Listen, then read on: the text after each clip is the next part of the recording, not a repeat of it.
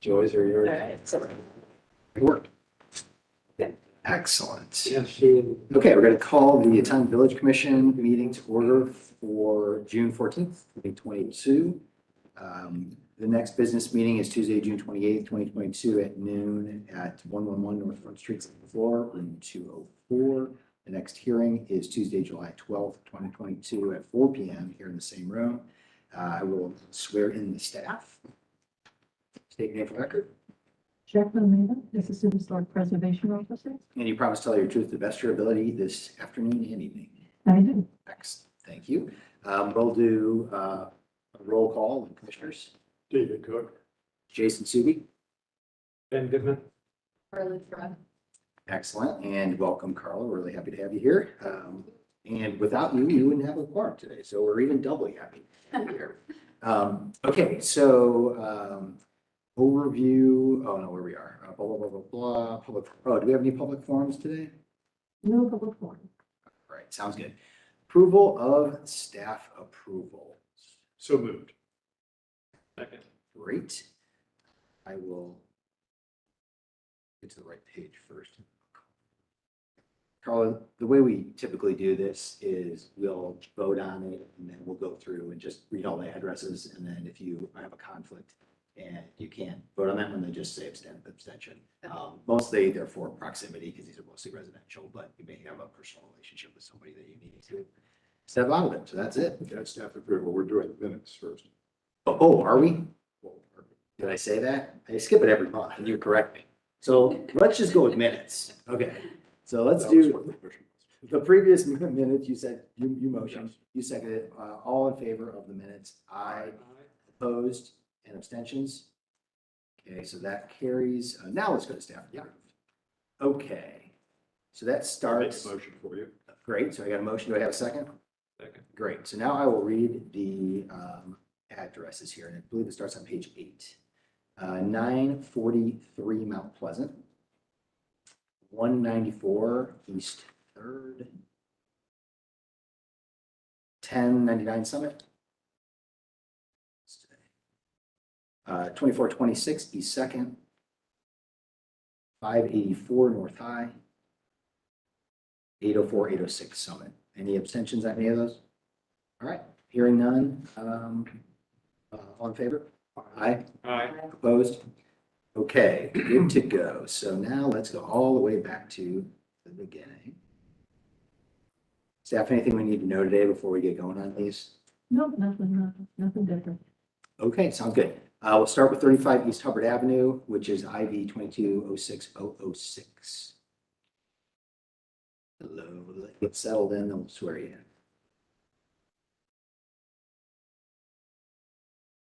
All right, will you state your name for the record, please? Abby Stiers. Yeah, and you already raised your hand. So if you could raise your hand, you already were, so that's what I didn't say. I'm the architect of record for the building. Great. Do you promise to tell the truth in your testimony to the best of your ability this afternoon? I will. Okay, great. So we're going to have staff start and then we'll get back to you. Okay, so for this application, an application for new construction was previously approved in July of 2021.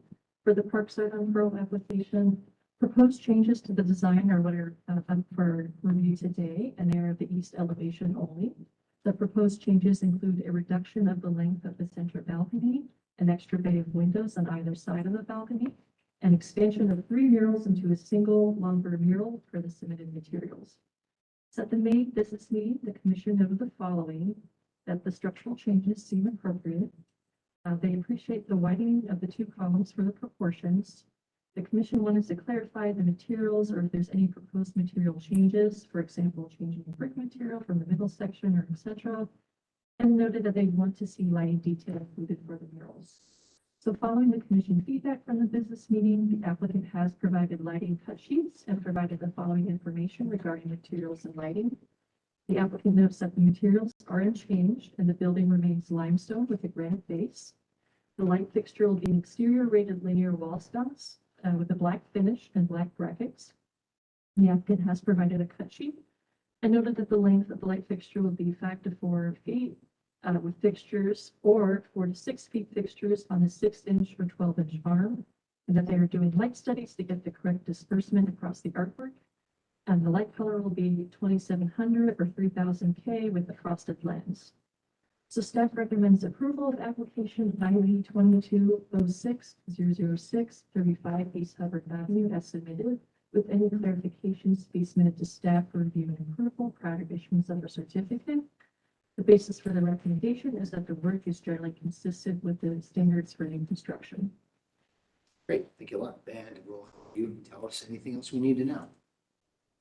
The owner had just requested a plan change that required some modifications of the exterior. So we had an odd balcony situation with dividers on it, which we just couldn't get to look correct. And it's just give more livable space to the units. So Sounds good. Okay, it's a massive change. we'll go around and see who has comments and then answer any things that come up. So, Can you bring us any updates about the mural, or you're coming back with the actual mural? We'll come back with the actual mural. Do you know what the materials are? Are they ceramic tile? Is it actually painted on surfaces? It'll be painted or it'll be a digital on like a printed. I think that's has to do with Parks and Rec, and we have to go through them to figure that out because it's actually on the park.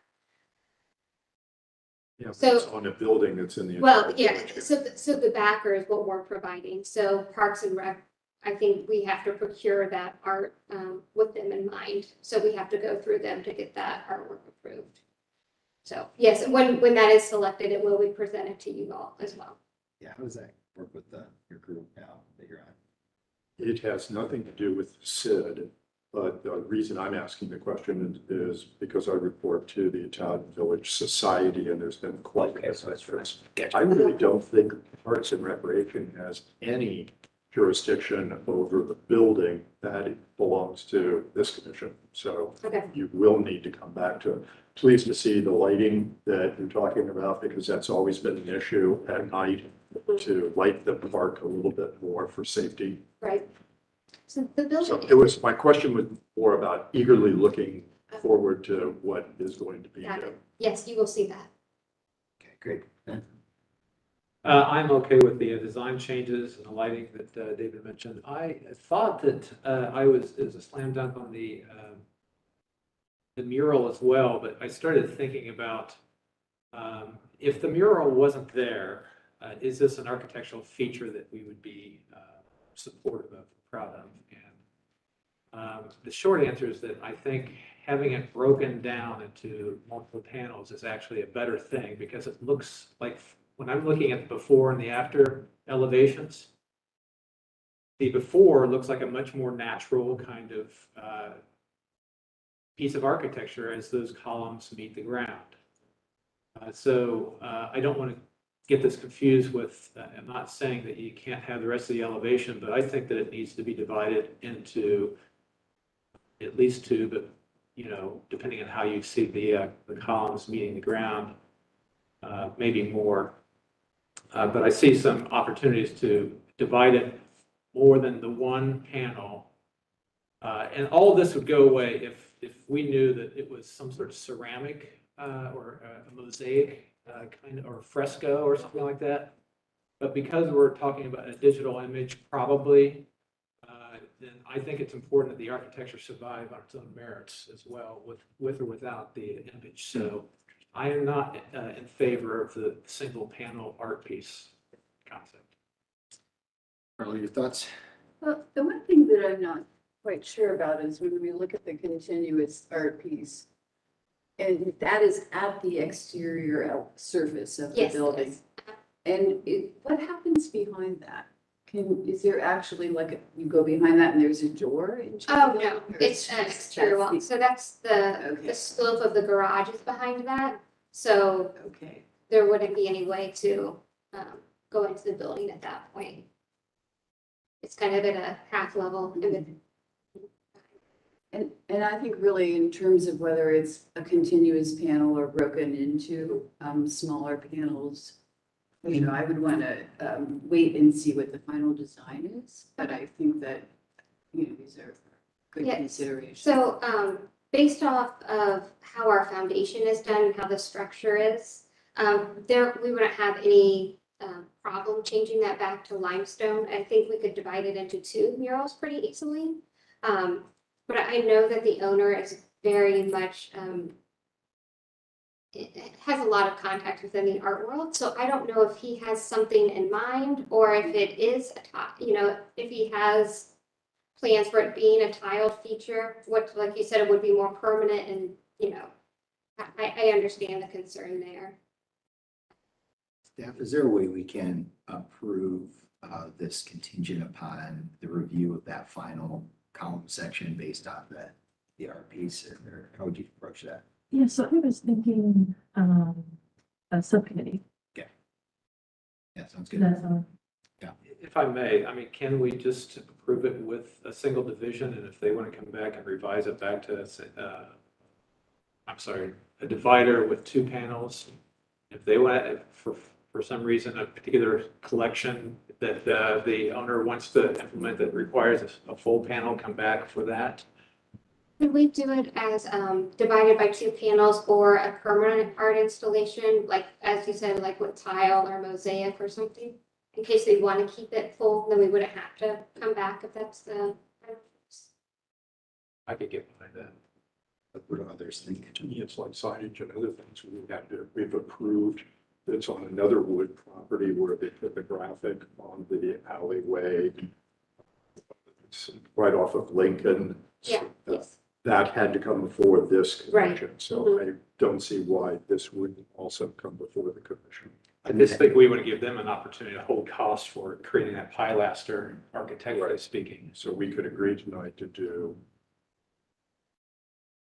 taking the columns on down that separates the mural.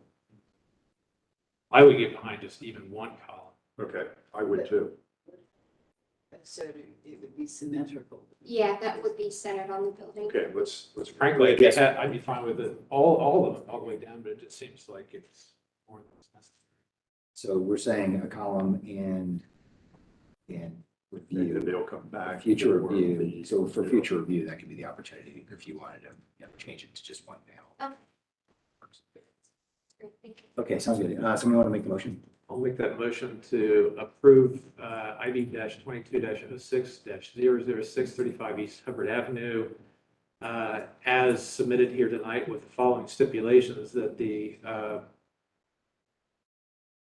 mural on the east elevation actually gets divided by at least 1 continuous column/pilaster that meets the ground, but with the owner and designer option to extend all 3 down through to meet the ground.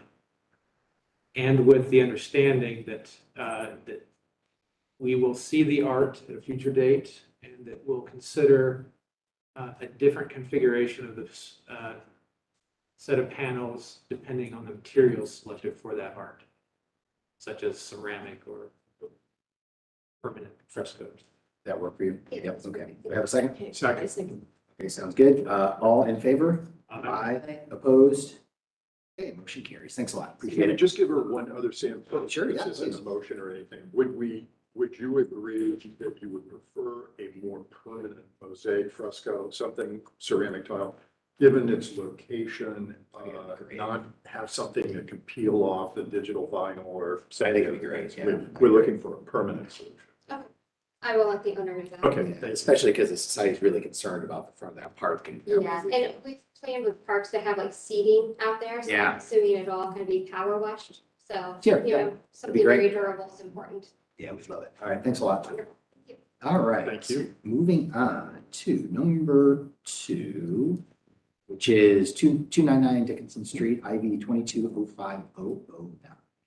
I just want to clarify, I think the applicant might have wanted to skip ahead to number 3, is that correct? Or your case correct number 2? So number 3 are the billboards and the murals, and number 2 is the architecture and the conceptual tenant sign. Great.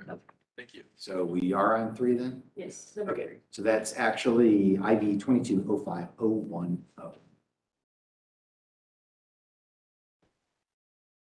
Oh, yeah.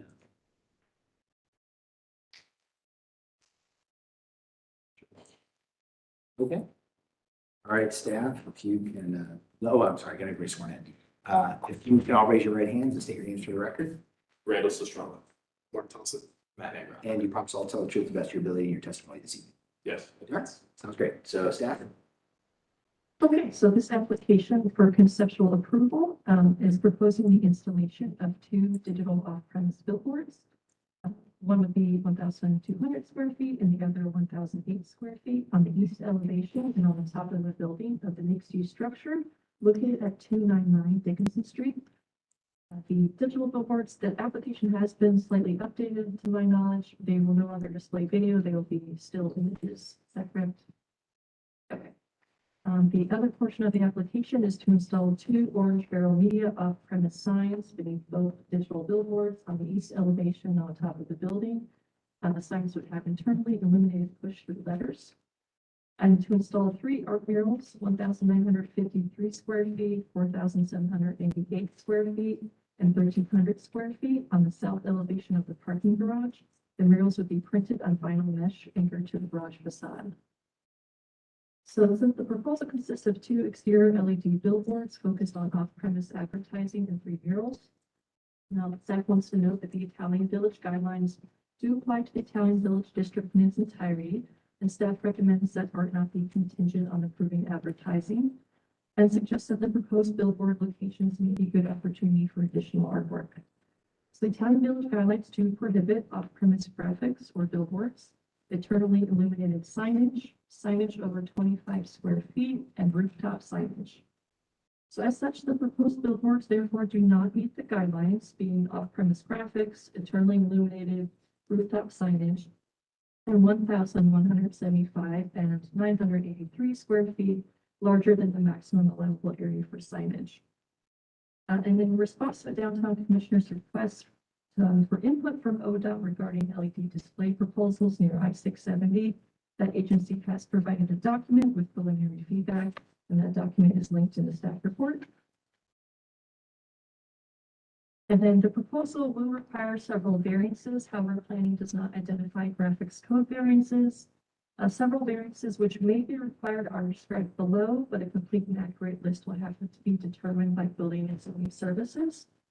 For this reason, staff has requested the applicant file a graphics permit with building and zoning services as soon as possible and prior to any vote on the application. And that is the 3380.102 I-670 area special graphics control, which would be a council variance. 3377.08 illumination and special effects of billboards, which would be a graphics variance. 3377.26 a permanent on-premises roof signs, which would be a graphics variance. And then at the May 31st business meeting, so the most recent business meeting, the commission noted the following. The commission noted that other commissioners should be present for the discussion of the hearing. Some commissioners noted that there are many restrictions for what's proposed, but the Italian Village Commission should still have an opinion on what is proposed. The commission noted the murals and signage should work with the architecture and see this more in examples provided, but not so much for what's proposed here. And there are additional comments made from the past meetings and business meeting minutes included in that staff report. So I'll skip ahead. The staff recommends continuing the application IV 2205-0110, 299 Dickinson Street to allow the applicant time to revise the application to meet city code and Italian Village guidelines. The basis for the staff recommendation are the Italian Village guidelines for signage and graphics, appropriate signage and graphics and wall signs, general signage graphics guidelines, murals, additionally, the Ohio Graphics Code, the I-670 City Code Area Special Graphics Control, and the City Code for Illumination and Special Effects. Thank you. Okay. So I believe there's one other attachment that was That would be the ODOT, right? no. The other 2 presentations that were seen. Information.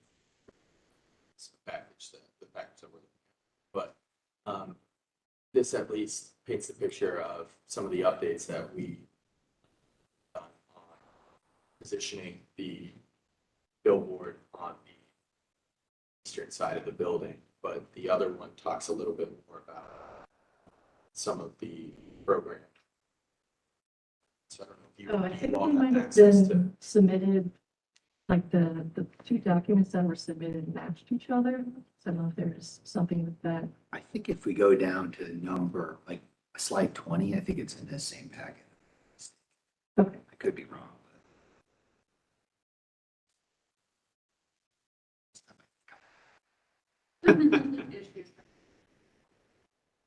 Oh, okay, thanks. Nobody fights, it fights. But yeah, so, I mean, we can talk through this as pull this up, but this, And the commissioners can see probably better on the Kindles as well. So we do have some Yeah, I've got it. visual. I think we will see this.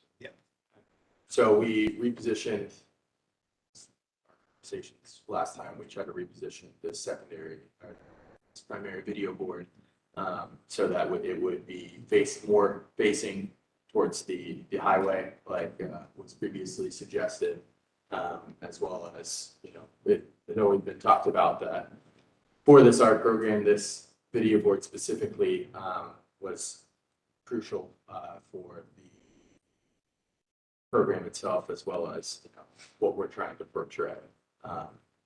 Also with this, we've mentioned this a few times and it keeps being brought up, but this is the first stop of many, and we understand that there's a lot more approvals process that we have to go through. But in running past with the city process, we wanted this to be our first stop with understanding that there will be. So I'll turn it over to these guys to kind of talk a little bit more details on the program itself, and answer any real questions if there's any on. Can I just ask, do we have the image that you are referring to? Later on? It is at the bottom of this document. Well, it's wait. more of a packet about program stuff, yeah. It should be starting on page 20 of that.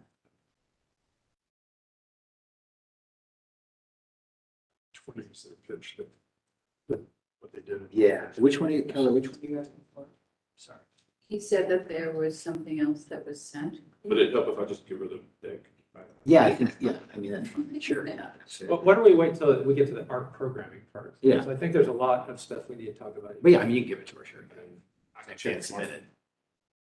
Yep, so save everybody time, I won't restate our entire application here, but I just want to hit on the main commitments that we made as a matter of programming. So with respect to the 3 art murals, those are totaling approximately 10,000 square feet. The murals will be dedicated exclusively to the display of art. The only sort of writing on them will be attribution to the artist. We would change out those murals every 24 months with new works commissioned by Orange Barrel. We would compensate the artist a market rate for the murals that we put up on a rotating basis.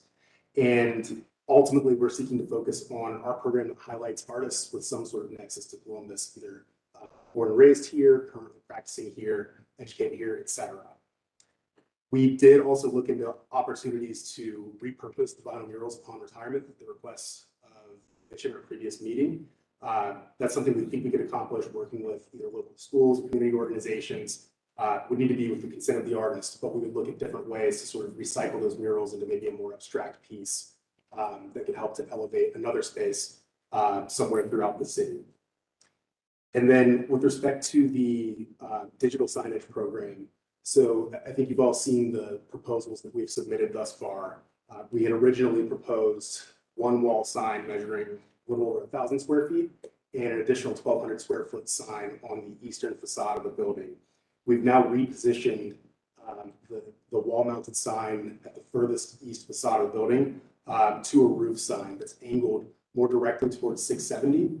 And our intent with that placement would be to escalate the sign above eye level for the top level of apartments in the immediate vicinity, because I think we heard comments from the commission that were concerned about the residential units across the street that Thrive is also developing, being able to see the sign. And so our goal was to take it out of direct eyesight while also more directly oriented towards 670 and moving the sign further south on the building so that the impact is less direct on the residential units. And then in addition to the art commitments on the murals, our proposal remains that we'll devote 10% of the total content time on the digital signs to public art, whether that's attribution for the artists that are currently featured on the static murals or education about the institutions that we worked with to procure the art. We think there are a lot of different opportunities here to support the arts community with the digital content as well. And that's something that we have sort of perfected a model around through our work across the rest of the country. In every city we work in outside of Columbus, we typically partner with museums, with galleries, and with art supports organizations, and directly with artists to feature both local and emerging voices on our platform to give them additional exposure and give them an opportunity for market compensated work. And then additionally, we work with organizations that champion them to help drive foot traffic to exhibitions, for example. One thing I should also mention with respect to the digital sign and the art content time there, that's another thing that Orange Barrel will take on as far as the cost of procuring that work go. We look at it as not only an opportunity to sort of promote local art, but also to attract major national and internationally recognized artists to work on a sort of unique project in Columbus that otherwise they might not have had the opportunity to or might not have been attracted to come here and work on a project of this scale. And then in addition, we still retain the commitment to donate $50,000 per year in advertising revenue to the 5th Fourth SID to also help fund their public art investments. So with respect to the sign placement, I think our goal today is to obtain feedback on the overall design and the placement of that sign, recognizing that the previous location on the eastern facing facade was not acceptable to, I think, the majority of commissioners. And so one thing that I did want to cover before we jump into the conversation, the argument that we previously made about the issue of precedent and recognizing this is an unprecedented project, that it doesn't exactly conform with the guidelines that have been set thus far. We realize that we need to seek variances. We realize that we need to seek ODOT approvals. But our position with respect to setting a precedent and creating a situation where you have an avalanche of new signage coming forth, I think remains the same. In that, although we've moved to a rooftop design, the sign is still at the border of the district, facing and oriented exclusively out of the district, despite the fact that it's a rooftop sign. And I think when you look at all the criteria matched together, the opportunity to be paired with a pure dedicated art space of this size in terms of square footage and of this size in terms of the scope of commissions that we intend to procure, I think there is very limited additional opportunity, if any, across the district to do a sign, again, of similar scope. One other thing I did want to point out, I know previously there were questions about content restrictions. We did outline those in our application with respect to the content restrictions that we are bound to under our lease with Thrive as the property owner. And then separately, with respect to lighting, we did want to reiterate that we intend to comply with the maximum brightness requirements under city code, under 3378.06.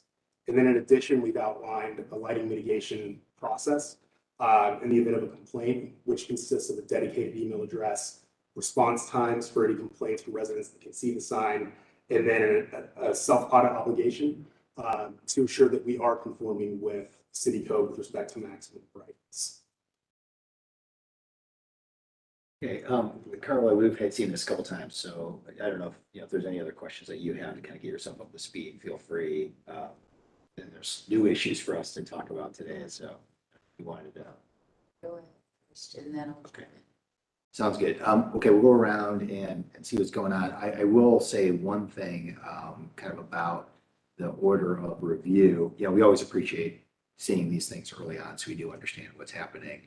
That ODOT letter was pretty tough on the likelihood of these being approved, in my opinion. Again, they were saying it's only an opinion. We haven't officially reviewed it. It just felt the line in there about the fact that it seems very likely that it would be fall under the criteria that would restrict signage within 500 feet of an off-ramp, and then the next paragraph said there is no variance process for that if it doesn't meet it. Like, that doesn't sound great. We work with ODOT a lot. You know, some things you can change and some things you can't. So I'm not sure how that works. I think one of the things is we spent a lot of time on this already, and if we can give you our feedback today, I think we need to have some kind of a strategy that you need to work on with staff to understand whether or not this is even like a chance with ODOT. Because it feels like at this point, that letter, if I'm reading it, doesn't feel very good. Like it's a very good chance. Now, you may have a totally different feeling, but I'd hate for us to keep hammering and hammering on this every month. And then it turns out to be something you can never, ever do anything. So that's just kind of an overarching statement. And I don't know what the right answer is, but we got to figure something out. Because I don't see us like, I don't want us to go through this if we're going to keep doing this over and over and get nowhere. So with that, the one thing I want to say, and I'll turn it over to everybody else. I hear what you're saying on precedent with regard to this rooftop sign, but it doesn't feel that way to me. And I haven't, had a chance to look throughout the entire neighborhood yet. I thought your previous argument was compelling, that there was not another large wall that would be available, that would be in view of the freeway. I feel like there are potentially, even now, but certainly in the future, other roofs that would be available, because that just spreads it out to a much deeper distance. And it's really hard for us to predict the height of buildings that we're going to have in the district. And we've been pretty accommodating, I think even encouraging additional density and height on the edges of the district, particularly along the railroad tracks. So I'm not, sitting here today, I can't say here's a building, but I think there's a better chance that we could see a further request for a building that would have a lot more similar criteria to the visual from the freeway on a rooftop than to have a big blank wall that was adjacent to the freeway. So that's a concern to me. And I think just the bigger part is it doesn't really seem integrated in the architecture when it's on the roof, because now it's a different thing. So that's giving me some heartburn. I'm not saying I'm 100% on any side. I just am a little concerned with that new element. So with that, who wants to start over here? Ben, you want to jump in? David? Carly, yeah, sure. Question now, just to make sure that I have this correct. This is my first meeting today, so I have not seen this before. We're looking at two projects, the art murals and the digital signs. And I don't know if there's issues or not in terms of the digital murals, but I just want to say I applaud your bringing art into Columbus and the Italian Village in this way, and your programs for supporting further art in those areas is really commendable. So I think that's great, but that's not why we're here. I think we're not really talking about differences, so many things with the murals, but about these digital signs themselves. And then we look at these numbers and square footages and things that would be required to make these adhere. What is the difference between where you are and where you would need to be to get this passed? Is it? I mean, I'll defer to staff. I don't think there's really anything that actually exists to allow this, but I'll let staff. Okay, so it's just that it's an unprecedented kind of situation. Because I think, the things when I just look at this and none of this is really going to be like something that you would be following or looking at statistically. But it seems like the placement of that sign so far back from the front requires it to be even larger than it is. And I think that's what a lot of the opposition is. If this was a sign that worked well closer towards the front or something like that, it's, there's one image, there's a lot of billboard beside it. And I think that is really working against you. And what we've all been saying all along, the one on the side, it's fitting into the architecture, even though it projects above. That makes a big difference in my mind, how we look at these. And those are the kind of things. Yeah, I'd like to run the reel backward. If we were taking a vote tonight, this would be a definite no for this commissioner. I have served on this commission since 2002. And we have, over the years, worked incredibly hard to not have our neighborhoods become advertising billboard areas. And tonight, seeing this rendering is just pushing me off. You said you had a little heartburn. I got a huge amount. So let's go back. I feel we've lost track where this started. when the owner of the property wanted the garage, we said, we don't want to look at parked cars and headlights and all the rest of that. We purposely, or it was agreed in order to get approval of the garage, that there would be an artistic treatment on the side of it. So these murals were planned all along. It wasn't somebody else bringing it in. It was this commission asking for those to define the art district and use that negative space. Not unlike what the James has done at OSU, where there's a whole story of screening over it. We see it in other garages. And so to me, that is a separate issue, not saying then we have to put up billboards that are funding the other program. It was agreed that the developer would put the art on that wall, on the garage, on the murals. I don't mind that it might have sponsored by somebody at the bottom of the murals as they rotate and do it that way. But this solution is absolutely wrong, given the guidelines. And we are here in a voluntary capacity. We don't get paid for what we do. We're here to be the advocates and follow the guidelines, both the historic guidelines for this neighborhood and the things that are already written down on sizes of signs, which this super exceeds all of that. And I don't see how the back of that sign is going to be a feature that we want in our neighborhood. And so to me, this thing is going way down where we don't need to keep having these people come in every 30 days and not listen that we don't want electronic billboards on our buildings. If that had come in the original design of the building, I would swear that the building would not get approved, the office building, to say that there's going to be that big a block. Look at the size of that rendering right there. So I just got to say tonight very strongly and very clearly, this is not going in the right direction, period. Let me the back of it's a good. Yeah, I also commend the applicant for venturing outside the box and, being thoughtful about how it serves a purpose for the broader Columbus community beyond Italian Village. And I understand the hurdles that you're going to be facing with ODOT, but I do think our purpose here is to talk about our particular community or architectural concerns the best we can so that you can get some sort of feedback. So to that end, I'm okay with precedent-breaking moments. To that end, we just need to be careful about how we're laying the groundwork for that future. I could get behind right now the digital murals on the garage. Part of the reasoning for that is because it is an outward-facing sort of edge of the community. And it's, because of the interstate, it becomes a little more sort of, let's say, commercialized, industrialized kind of edge. I would, if this were to ever go through, digital or static, I would ask that the rotation include some sort of historic images at some percentage of the site and the manufacturing that was going on the site. So I appreciate all the programming you're talking about, but they're having something that's contextual to the site and the community is important as well. Beyond that, the next thing that really is so important is architectural form, and these graphics are or any sort of signage, whatever we're going to call them, off-premise advertising or not, needs to feel like it's belonged to the architecture. We're an architectural review board here.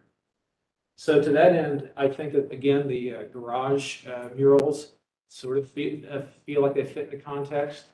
If you wrap around to the eastward-facing corner of the garage, a little bit less so because of the height that it's projecting above the garage. And so one of my criteria as I'm thinking about this going forward is that nothing should ever project above the building or above what seems to be the building. Which brings me to the sign on the roof line of the office building.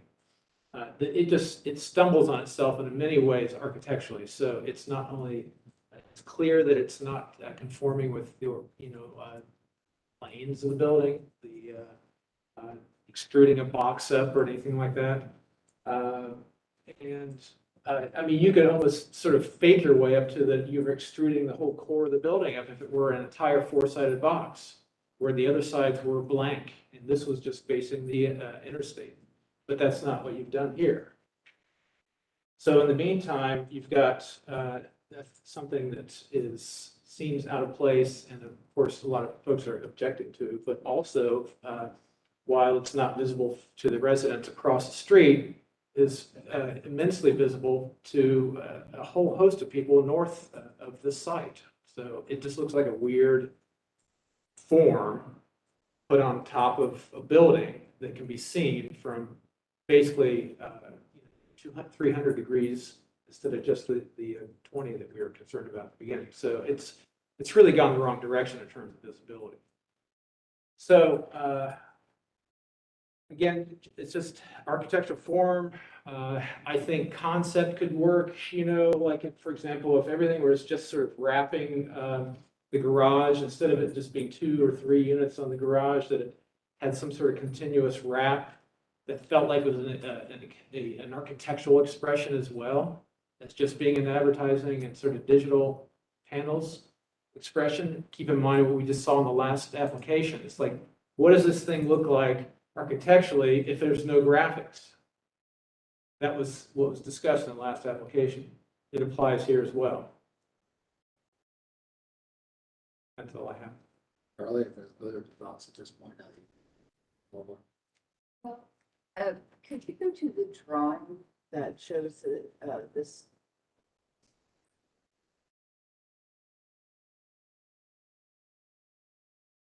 Those are all really good. Oops, you were there. The one thing when you look at the location of that sign to the left, it fits relatively well. I think that you could say no projections above a certain height or the adjacent architecture makes sense. But I think something like that has a possibility, when it meets all of the requirements of ODOT and other things like that working. The more I look at the sign on the top, I can't ever see, be feeling good enough about that to work either. It's a solid mass. If it was a framework, something that would be totally different than a solid mass, I think there wouldn't be as much objection. But I couldn't agree more that seeing the back of this, and what that would take for wind resistance and that kind of thing, exactly, for people on that side of that. Okay, so I think you got our thoughts. Any other questions for us today? I think we'd be interested in continuing this certainly, and then determining what that application might be with ODOT, or at least what the process would be. You're eager for us to vote today. What's that? Can I speak to that? Oh, yeah, sure. A couple of things. One, thank you so much for your feedback. Super helpful. I think I'd like to push back a little bit, David, and say that we have heard you guys every week when we come back based on the recommendations that you guys make and the comments that you make. We'll try our best to meet those recommendations. And so the last time we were before you guys, there was a strong recommendation that we remove the sign from where it was located because it was in front of facing, I believe, 20 units. And so you guys said, hey, go back, look at where you can possibly position another sign on this building and come back to us. And so that's what we did. And I agree. I think that we could come back and give a little more detailed presentation of what that sign on the roof could look like. We can be more creative on what the back of that sign looks like and how we can show that it's more architecturally integrated. We've done this on a lot of buildings, a lot of rooftop signs all across this country. And so just looking at that one picture, I could see why you would have that kind of feedback. And so I totally appreciate that feedback. I think that that's something that as a team, we're willing to go back and revisit. This is probably our 4th time here, and I'm fine if that has to be 4 more times. But I think we want to get it right. I think we can all agree that we've been trying to get it right. As it relates to ODOT, from our very first meeting that we had, we were very clear that this was the first stop. And we've worked with ODOT on a number of projects. I think everybody that's sitting on this commission can agree that you've seen a digital sign next to a highway. So there are ways to work with ODOT to get digital signage within that distance. And so the plan was always to work through this commission and through the other processes and variances and approvals and then go to ODOT. Per the code, ODOT, we can't even apply at ODOT until we actually have the approvals from the city. But you can get preliminary feedback from ODOT. That preliminary feedback seemed, I think the problem was it was the off-ramps. That's what freaked me out about the possibility of this ever happening and having us waste like a ton of time. And, so that's my concern. And again, I could be totally wrong. I haven't done this. It's your Right. expertise. It just, they were very clear about it being an off-ramp situation as opposed to just a next to the digital. So I think that one thing that we've learned just working with Department of Transportation across the country is that once we're able to work with cities and get cities to approve and buy into the concept, they're a lot more willing to work with us. And so that's been our strategy and that's going to continue to be our strategy. Sure. I think that you've raised a really good point that this commission is really here to look at the architectural design and get feedback on that, not feedback on whether or not we can get through ODOT. I mean, we all know that that's something, a hurdle that we need to get through when we get there, but we were hoping to really get some feedback to figure out how we can continue to move the process forward, receive the variances that we need to receive and continue to push it through. And so I really think that, I would really hope that we can really focus on that. And as it relates to your comment about precedents, we are the only outdoor media company that is making millions of dollars of investments in these type of art projects. So, I mean, it'd be pretty hard to find another media company that's doing these type of projects at this scale. And even if you were to find another building within Italian Village that was outward facing, I've never seen another media company come in and invest millions of dollars. So it's bigger than just having a sponsor under a sign. These artists and this significant artwork is going to be very expensive. And we're excited to bring it here, as I've mentioned multiple times before. This is significant. We have large art installations and signage, all across the country. So to bring it home to Columbus, as I mentioned before, is really a big deal for us, and we want to figure out how to get it right. So, And to that point, I mean, when Orange Barrel came to us to pitch this idea of an art program and installation on our buildings, we thought, what a great opportunity to not only make it an impactful placemaking moment for Columbus, but also for an entranceway as well as continuing the program throughout Italian Village. And so while we had always planned for some sort of screening, I think this is a refreshing way to relook at garage screening rather than traditional garage screening around Columbus, which is to put something that's translucent on a garage and call it a day. So with it on that same vein, we're just excited for what the opportunity could be for an art program.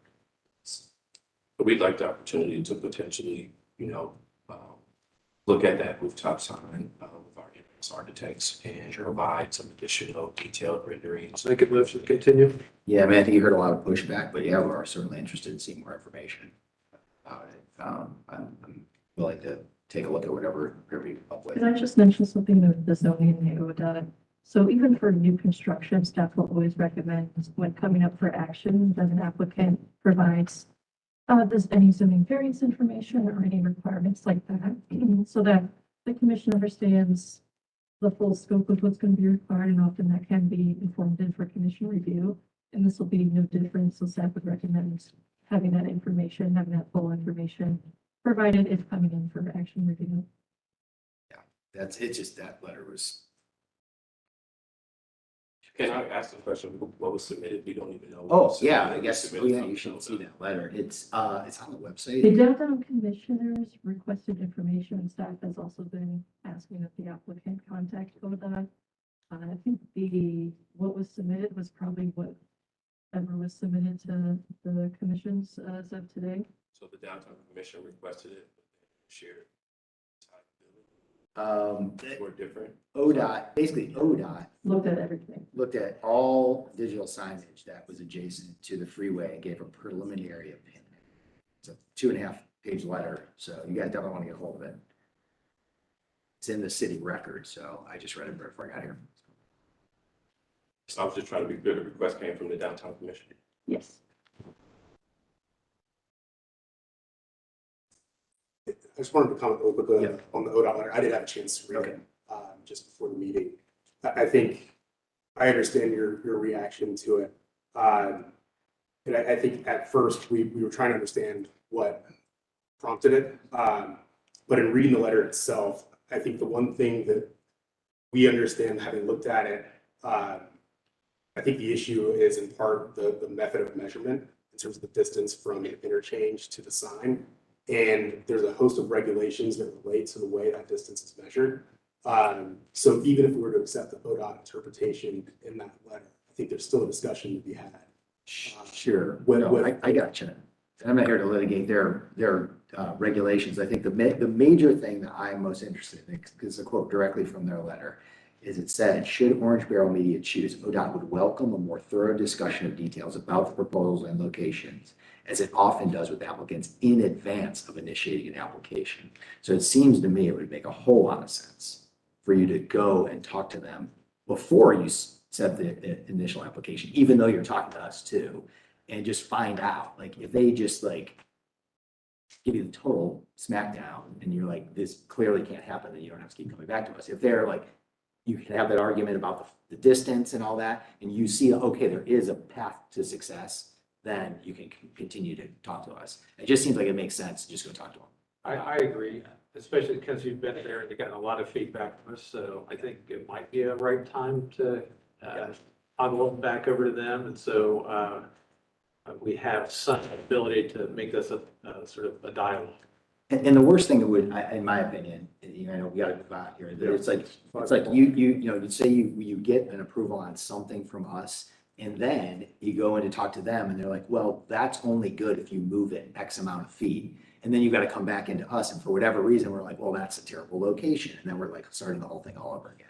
So it's like if you just get some semblance from them on an interpretation of what they're actually thinking, maybe you can begin that discussion about where the 500 feet line ends, and then all of a sudden we can all have a, you know, an informed discussion. We're on the map. It's like, here's the edge of the line. If we're over this, okay, that's probably going to be okay. And then we can say, okay, great, now let's talk about that. It just feels like we've reached almost as far as we could go based on the letter. So I definitely would encourage, and we can't make you, but I would certainly encourage you to go talk to them as they offered, just so we can get this thing.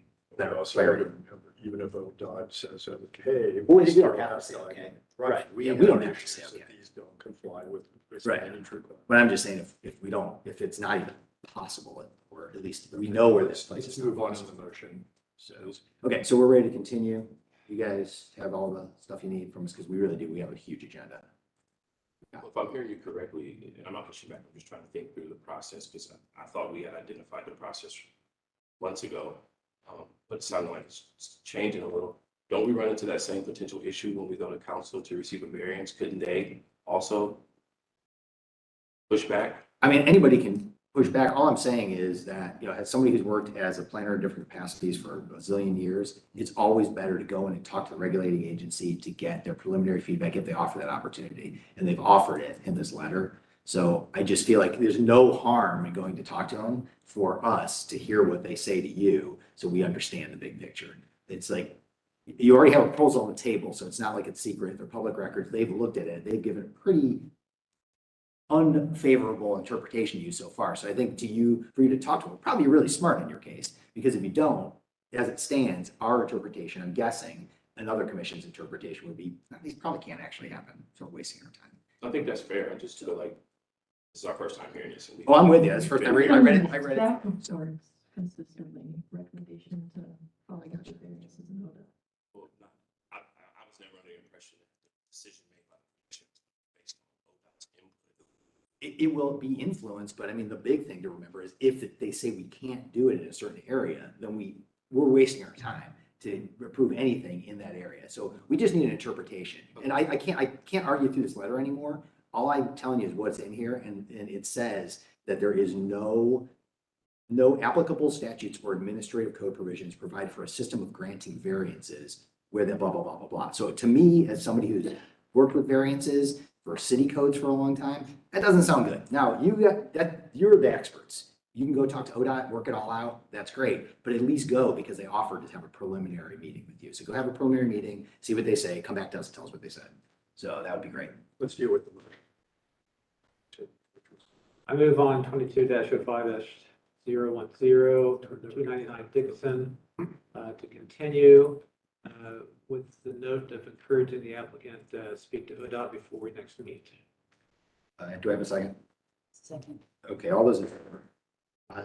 Opposed and abstentions. So I know it's a frustrating process. We just got this letter here in this round as well. So we're all working off the same information at the same Appreciate the time. comments. Thanks. Would you like this? Okay, so you're still up for the office building. Yeah.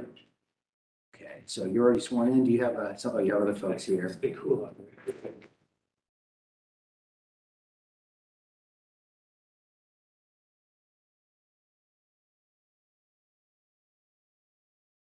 All right. This is, I believe, an ODOT free application.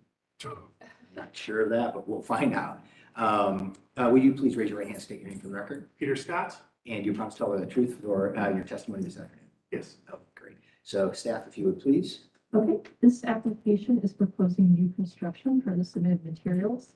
The basic massing, scale, and proposed footprint for the 5-story mixed-use building was approved in March of 2021 as IV 2102-006. There's also a conceptual component to this application, including tenant signage, placement, and size. At the May 31st business meeting, the commission noted that they still see the brand roof line signage elements facing towards the neighborhood, in addition to the roof line signage facing the other direction. And the commission reiterated that they find it appropriate to have the brand signage facing toward the interstate, but not necessarily the rest of the project. Some commissioners noted they are not seeing items change at the pedestrian level they were hoping to see, and we're hoping to see more articulation to define that first level. Commission noted they could discuss further at the hearing. And the commission also noted that the murals and signage should work with the architecture and see if there's more examples provided. Oh, that might be maybe just the signage. See examples provided, but not so much as here. Okay. So the tenant is unknown at this time, therefore the final details regarding the signage are unknown. And the final details for the brand signage would be submitted at a later time for action review. The Italian Village guidelines specify signage should not be internally illuminated, and that the maximum allowable area for a wall sign is 25 square feet. In response to the business meeting feedback, the applicant has submitted revised materials, including removing the second brand tenant signage from the application. So staff recommends approval of application ID 2206-006-299 Dickinson Street as submitted, and with the condition that no brand signage be approved at this time until the final details are submitted for review, and that the applicant return once those details are developed.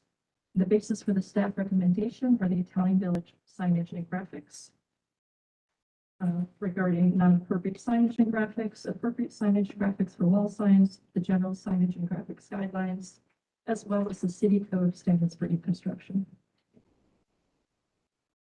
So you. Yeah, so I think we listened to all of the commission's comments. We did make significant changes to the architecture of the main building. Obviously, the previous application discussion is really a separate topic here. And even more so on the building now that where the media sign, which we're not discussing, is now on top. It really has kind of separated the two issues. So the building was slightly redesigned where the stair tower is facing on the east. It's a little thinner because the sign is no longer on the east facade. And then we made some revisions and some additional renderings to show how the building is coming down at the pedestrian scale. We added a small canopy, did some play with the glass elevation and materials along that, really the main corner, which is this corner here on the right side of this particular image. You can see how the building's been set back. There is a little bit of glass that comes down, but we've broken that with some spandrel glass and then recessed some of that entry there at that corner, so giving a much better pedestrian scale. Please note that the final landscaping for all of this is still to be submitted. This is a representation of where that current landscape design is, but much more in a schematic presentation that's going to be before you at a later date. So how all that ties in is going to be worked out even further. But architecturally, I think this addresses all of the comments quite well and is now made for even a better buildings. Quick summary. All right, who wants to begin? I'll begin. Great. I'm a little confused about I'm going to start with the signage, just the brand signage at the roof line. I think did I understand from staff that you are removing everything but the one facing the, We removed the interstate? north-facing sign that was on the previous renderings, so that is no longer in the submittal, but there's an east sign that's represented in this view here at the top, on the left of that building there, on the east facade, and then also one on the south side. I am in support of the south-facing sign, but not necessarily the east-facing sign. And I would look to the Joseph as kind of a precedent for that. I am on board for the scale and the square footage that you're representing there. So anything that gets beyond that, obviously needs to come back to the commission. Yeah, I mean, obviously it's coming back. We don't know the tenant, so that sign, how many letters are in that sign, how that's gonna. I'm going to jump in quickly on Ben's comments. I agree on the south one, but not accepting the east one. And I think what we talked to them about last time was taking advantage of the unique address, signify the building from the community, from the neighborhood, to see the number on the building would be something better than a internally illuminated sign at the top of the building on the east face. So you did suggest that. So the issue that we're running into, and really the concept of why we're saying these brand signs, is the leasability of this office building. So with this being stepped off of a street, like rather than something like High Street, to attract tenants, with this being close to 100,000 square foot of office, the idea is that we want a general location and essentially But it's within the realm of sizing that you. Let me just jump in there, and that we have not allowed any roof line signs in any of this project so far. So it's like, because you're so close to the interstate, and we're talking about an elevation that's more, downtown facing than community facing, I think there's an appropriate exception to be made here. But the constraints or the sort of market pressures on you to have multiple signs is not what we're concerned about. We're concerned with architectural review here and appropriate kind of more or less precedent following set of signs that we can defend going forward. Does that help make it go? So I understand the market pressures for you, but these are our pressures in feedback that we're giving you. I just want to spin this back to a positive, and going to the building itself.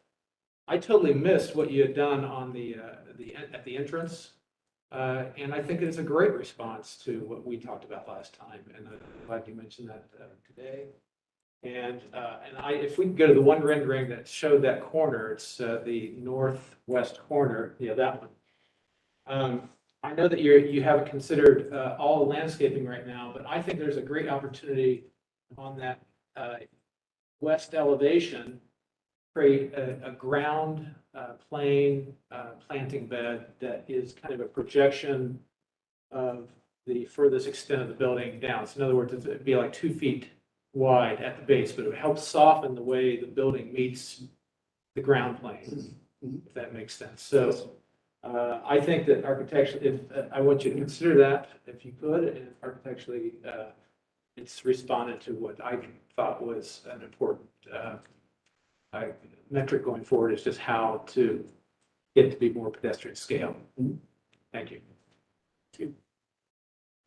What are your thoughts? Well, one thing that I was just curious about with signage at the top and having the name of a company or corporation up there, are you certain this would be a single-use tenant? So that was the reasoning for having 2 signs. In our past, we actually had 3 prior, but the comments in the past had been nothing facing towards the park, which is why these 2 signs are here today. So in this being such a large square footage building, ideally we would have 1 tenant. And if we had 1 tenant, we committed to just having 1 sign. But if this is a multi-tenanted building, it was our hope that we would have the ability to at least give 2 tenant signs on the structure. That's where the 2 signs stem from. So I think the issue is, would signage like this even be allowed? Has it been allowed in this area before? I mean, in Italian Village, is this something that? The only is- thing that's even close is the sign on the Joseph. Yes. Faces the interstate and it's to the back side of the building.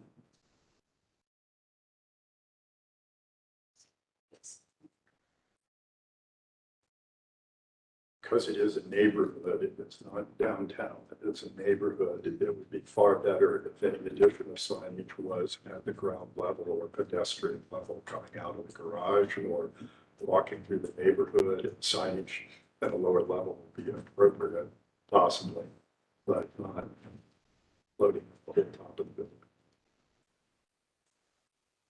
building. And I would say that I probably think this would come down to just this issue.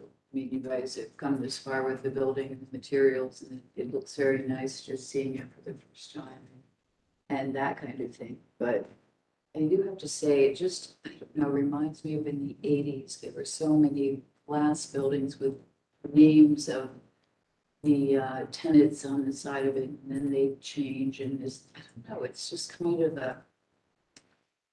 a level of advertising that doesn't seem to be consistent with Italian Village is how I'm feeling about that. But otherwise, you guys have done a really nice job. I think the material changes in Okay, other thoughts on the commission side? I guess the question is, I mean, what are we doing with this signage today? Are we? The signage itself is conceptual, so you can move or vote on the building. Okay. The signage is not for vote right now. Gotcha. So Okay. it would come back with the final details. Okay. All in favor of the canopy, I think I should say have made it. Yeah, I have no further comments on that. So can we move on the building? So we'll make a motion to approve the building finishes, exterior changes, and not approve the signage. Is that your motion? Yes. Okay, so well, signage has to come back. I second, with just the added note that, to consider a particular landscape feature at where the building meets the ground. I will make that part of the motion. Thank you. Okay, Would you all consider if we were to, if this, I mean, this all goes away if we're able to land an 100,000 square foot user, right? Having two signs, but if we do have the case where this is a multi-tenanted building, do you consider revisiting the signage? at this point, all we're saying is we're not approving any signage. That's all we're saying. So we are approving the building. We're not approving any of the signage because according to staff, the signage was conceptual. So you have an actual tenant. So are we able to approve signage location? Well, I mean, you can try and get that motion. It didn't sound very, it sounded like people were pretty tenuous, but you are welcome to. And is that of any signage at all, or? Well, No, basically, we're consider just the one not, on the we're just side. not speaking We're on not to the acting on that. signage. We're just not, because according to staff, that's conceptual today. So since we don't have a tenant, we've given you feedback that it sounds like people are reluctant about two signs. So moving forward, south side sign option, looks like as we could come back, because we get conceptual. Yeah. Would be something that we would definitely have a It sounds like you Bigger a ear lot from the of commission here. affirmation from who's here the today. east sign in its current location, its current kind of size and scale might be something that's going to be more contested from the commission. Correct, of the people who are here. Based today. on here. Yeah, there's only 4 of us here No, today. agreed. There are 3 other people, so it could be a different scenario and a different day. But today we're just not acting on the signs. I So, understand. so we do have a motion to approve the building based on. Second, so all in favor? Aye. Opposed? And abstentions. Okay, so your building's approved. So when you're ready to come back with signage, we'll be here. Thank you. Yeah. All right, thanks a lot. Okay, moving on. We are getting into physically less size, but just as important in applications. Okay, number 5, and number 4 has been moved to staff approval. So number 5, ID 2206008 141 Punta Alley. you have Punta Alley here. It's a wood privacy fence. See that, just because I was unable to attend the business meeting, was there a reason why this one didn't get moved to staff approval? The question of the neon or the Oh, the solar tops. the lights, which we didn't think needed to be, they could be at the entrance only. And there was some talk about the original fence was more in character than it would be proposed. Gotcha. So it's a But, fence. I think we could. Did you hear any reason why the applicant wasn't coming in or after? No, I was under the assumption they would come in, so we can, circle back in case maybe Yeah, we let's show a better way to put jump today. over, they may come. Sounds good. Okay, moving forward. IV 2206009, 224 East First Avenue.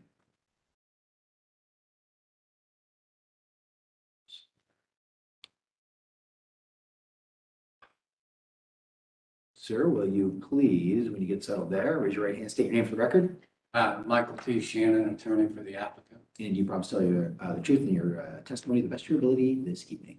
I do. Okay, excellent. So staff. Okay, so this application is in response to the code violation. An application for the site was previously approved in this past February as IV 2201005. There have been site changes made at the 4th Avenue curb cut, including, following the fire traffic management review, and they include removing the existing knockdown gate located at 4th Avenue and installing new fencing to match the existing and extending out to the right-of-way line. The fencing is to have a swing gate. A new asphalt pavement has been installed between the 4th Avenue curb cut and the parking lot. And the applicant is noting they plan to install all trees in the tree lawn following Public Service Department review. So at the May 31st business meeting, the commission noted that the changes coming after hearing is an issue and that the commission would have reviewed changes such as surface materials that could be more pervious or other details. The commission requested that the applicant include public service feedback information to better understand the plan and context of the proposed street trees. So staff recommends continuing application IV 2206010-224 East First Avenue to allow the applicant time to supply the requested information by the commission. And that recommendation is based on the standard city code standards for site improvements and Italian village guidelines. You, sir? Mr. Chairman, members of the commission, I'm mindful that you have a new member of the commission here who wasn't present in February. And I understand why the commission would have cause for pause having something on your agenda once you've just looked at it in February. But I'd like to give you a Reader's Digest version of how this happened, in a sense of fairness, if I may. My client received a code violation last year from a former tenant that alleged that the building that they were living in on First Avenue is not constructed in compliance with the approved building plans. A very well-intentioned code enforcement officer went out and researched the site and researched the approved plans on site and came up with a code violation for a number of issues. The primary one being that the elevator that was constructed for this building was not on the approved plans, and therefore the assumption it was done without permits. My clients acquired this property circa 2005, 2006, had specific recollections about getting approval from the IBC for, among other things, the elevator. They were unable to locate their original drawings. Their engineer, Corda Kokosing, was unable to locate those approved drawings, and the city was unable to locate those approved drawings. As a consequence, my client had to go to the expense of getting an as-built site plan redone and submitted to the city for zoning clearance.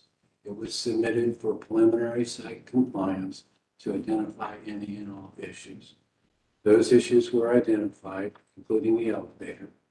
However, when it went to the Italian Village Commission, that's again David Hodge, that's not me, my partner.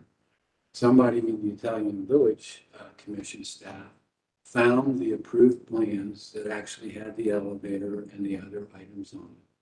So the board took action in February to address some other site compliance issues that resulted from an incorrect code violation where we couldn't find it. Subsequent to your approval, they said you can't get your final site compliance approved until you get the IVC approval. With the IVC approval, they submitted for final site compliance approval. And at that time, the Division of Fire flagged the fact that we needed to reopen an emergency access that's subject to today's code violation. That involved a knockdown fence that basically was ignored over a period of time. On the inside of the fence, we continued to park vehicles.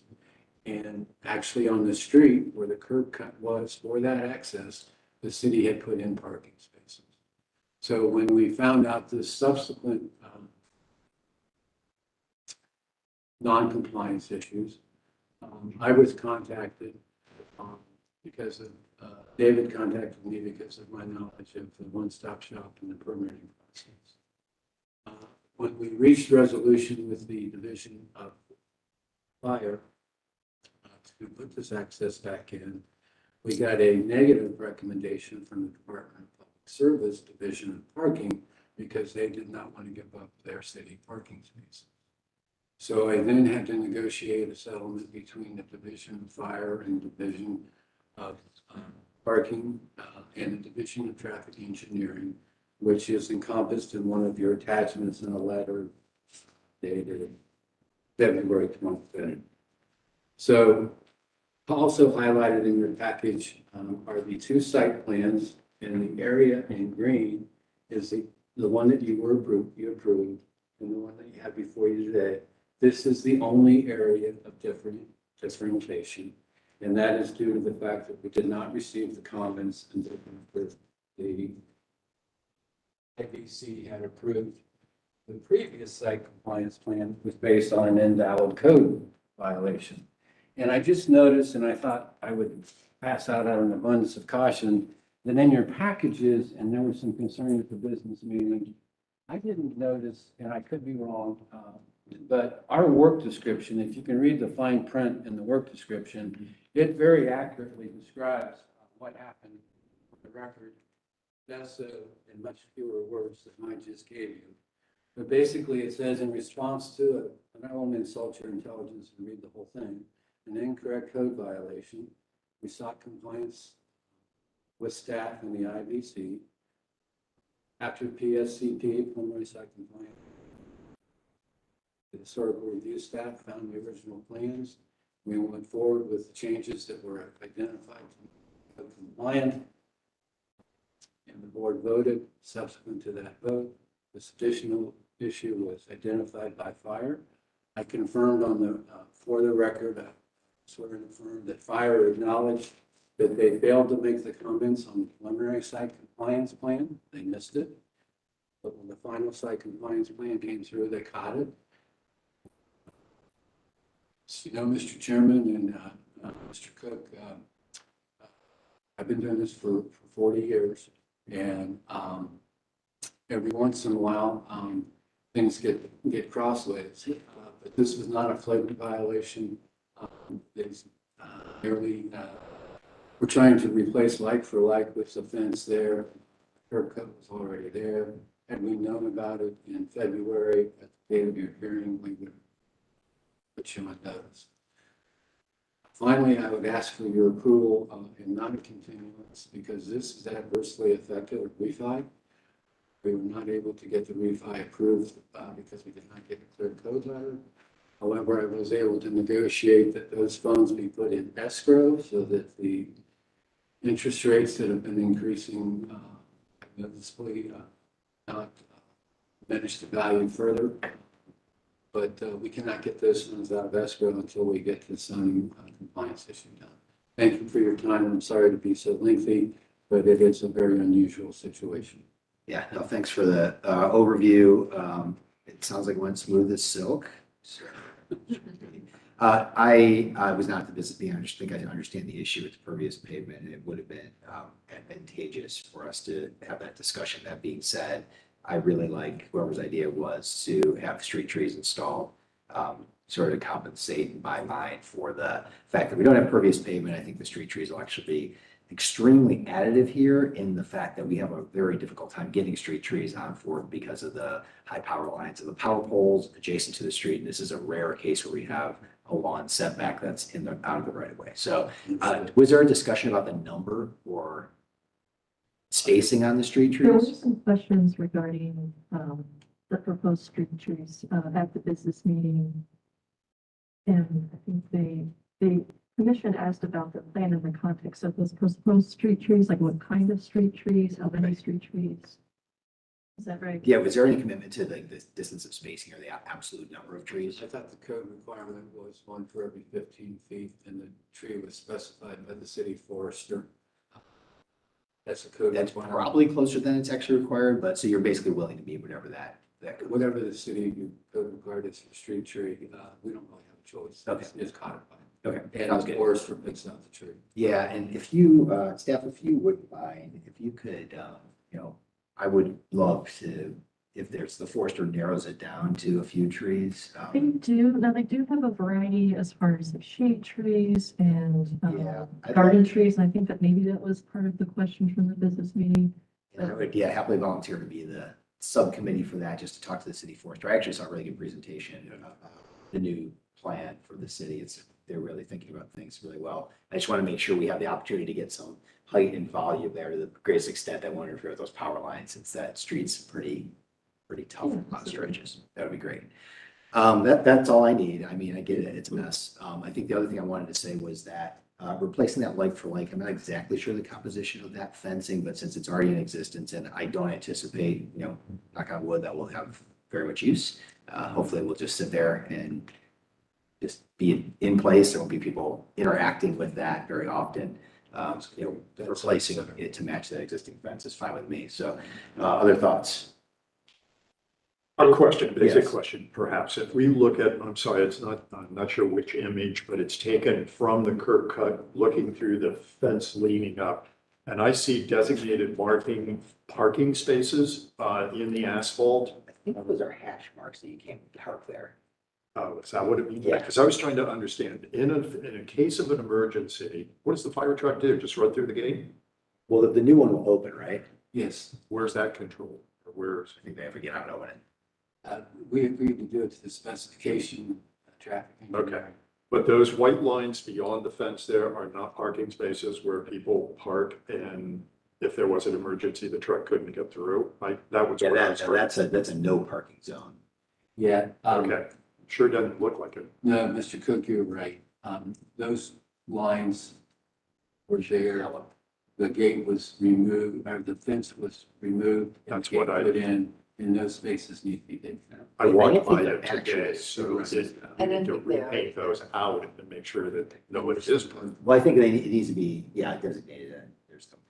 Yeah, you're right. There needs to be appropriate striping. So can we That could be, motion that the tree will be approved by Chairman Sudi, both on type and size caliber of the tree truck? Yeah, I mean, I'll just go with the city code. I just want the opportunity to interact with. Then we need to have the Yeah, I mean, asphalt. my support of this is pivots on that the trees get planted, because as you point out, it's the quid pro quo for the not getting appropriate kind of feedback on the whole gate and entranceway and being pavers instead of tarmac.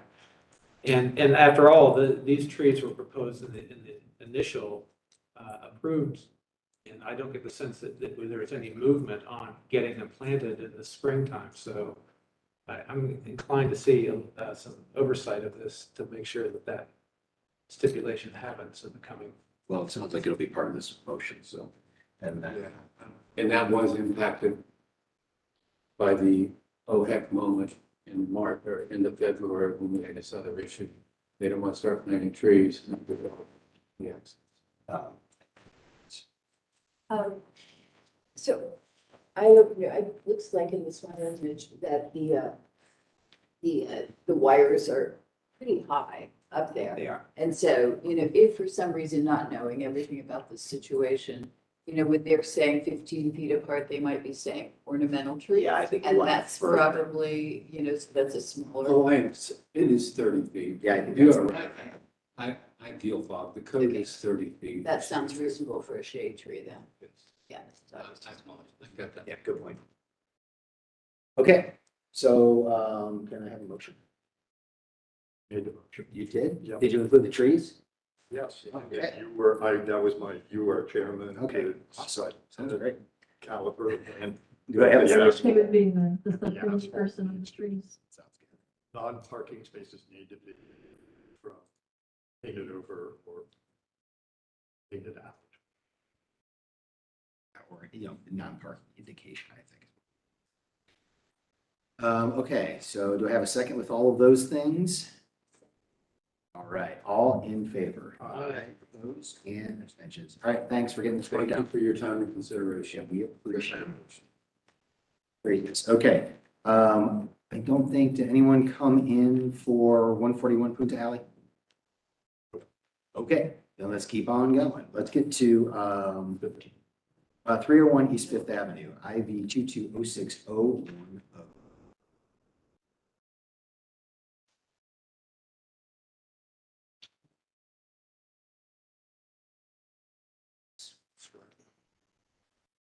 Okay, raise your right hand, state your name for the record, Patrick Livingston. and you promise to tell the truth to the best of your ability in your testimony this evening. Yes. Excellent. Okay, staff? Okay, for 301 East Fifth Avenue, this application is in response to a code violation. The proposed work is new fencing at the rear and side of the property, or I should say installed work. 2 windows have been replaced at the front porch facing west. The handrail at the second floor deck at the rear has also been replaced. So at the May 31st business meeting, the commission noted the 2 windows at the front of the home should be 1/1 configuration to be consistent with the historic home, and urged the applicant to show what detail would look like if modified to appear as 1/1, as well as any information building and zoning department provided that prompted the change. The commission noted that the fencing will need to have an opaque stain or paint. Some commissioners noted they were possibly okay with the rear balcony, and that they could discuss the application further at the hearing. So following commission feedback from the business meeting, the applicant has submitted a cut sheet for a casement window with a simulated divided light to create an appearance of a 1/1 configuration. Clarification is needed on whether the first level porch window is also required by building and zoning services to be an egress window like that upper second story window. So staff recommends approval of application IV 2206-010 with any additional clarifications to be submitted to staff for review and approval prior to issuance of a certificate, with the following conditions: that the windows are 1/1 configuration to remain consistent with the style of the home and other windows, and that the fence is painted or stained with an opaque stain. And the staff recommendation is based on the Italian Building Guidelines windows under appropriate windows, as well as the city code standards for alteration, specifically numbers 1, 2, 5, 6, 9, 10, 11, and 12. Oh, and then additionally, the city code standards for site improvement, letters A and B, and the Italian Village Guidelines for fences and enclosures. Over to you. So both windows are required to be egress because both of them are bedrooms. Those locations. I have done the simulated divided light casement in German Village before. Was approved in the house. But we'll change them to double homes if that's what you want. Staff, what's your thought? I know the commission had asked about just a confirmation, but the simulated divided lights look okay. Or the applicant has presented if they are required to be an egress window. We're talking about the front elevation. Yes.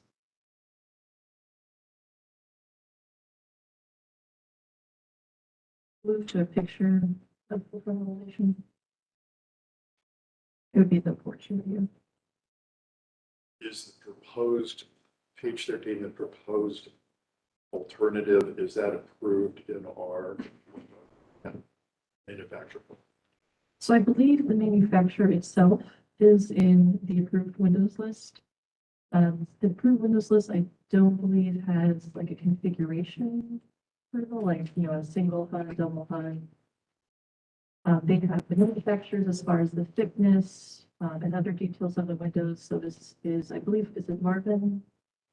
Right. I guess my question is, why is this not happening all the time? Just have houses like this with bedrooms. Because normally a bedroom isn't on the first floor next to the porch. Oh, is that where it is on the first floor? Okay, I'm not understanding this. There we go. There are two That's windows, why- and they're- right, they're kind of stacked over one another. Sorry, There's this the is being one at the confusing. first On floor. the second story was a That's why it would have been beneficial to come to the commission before you did your renovation. You've done that in your village, you probably. Okay, so this one, Well, I'm looking actually, at when I this. got it, I think there was a little, it was all closed in, that porch. And ripped off, and whoever had it before had blocked in all the actual existing openings and just put in all different kinds of little windows that were actually awning windows, and they had turned them sideways, and they were about Yeah, this okay, big. we get it. So it was- There's always a mess somewhere. It was a mess. So, Right. okay, so I guess I'm not seeing which ones we talk about. A number one, that's an upstairs window, right? We're not talking about that one? You're talking about that one, and then if that lower porch there was removed, and there's another one right there, Okay. right below it. I was looking at the upstairs, so that. So they're both facing the same direction and they're just. Right. Yeah, I guess I'm just still not understanding why this is the upper floors. I got it now. Since I'm not aware of why this is happening here, where we had a zillion remodels. Well, we tried to fit into the existing openings, so not tearing everything out. Normally, you would just take it, put a new header in, redo the trim, everything. We tried to stay within the existing opening.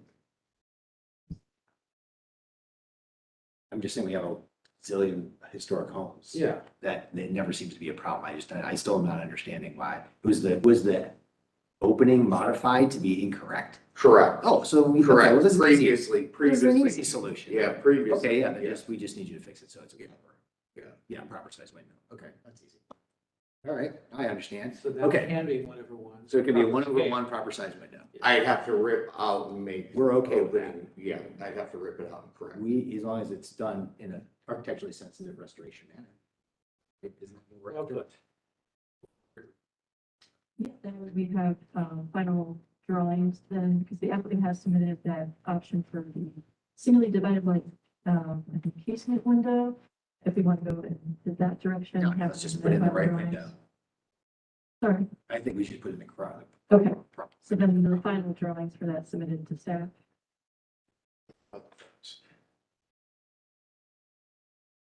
So the fence, it's similar to what we have seen for their neighbor previous application. I matched theirs, actually, is how it kind of came about.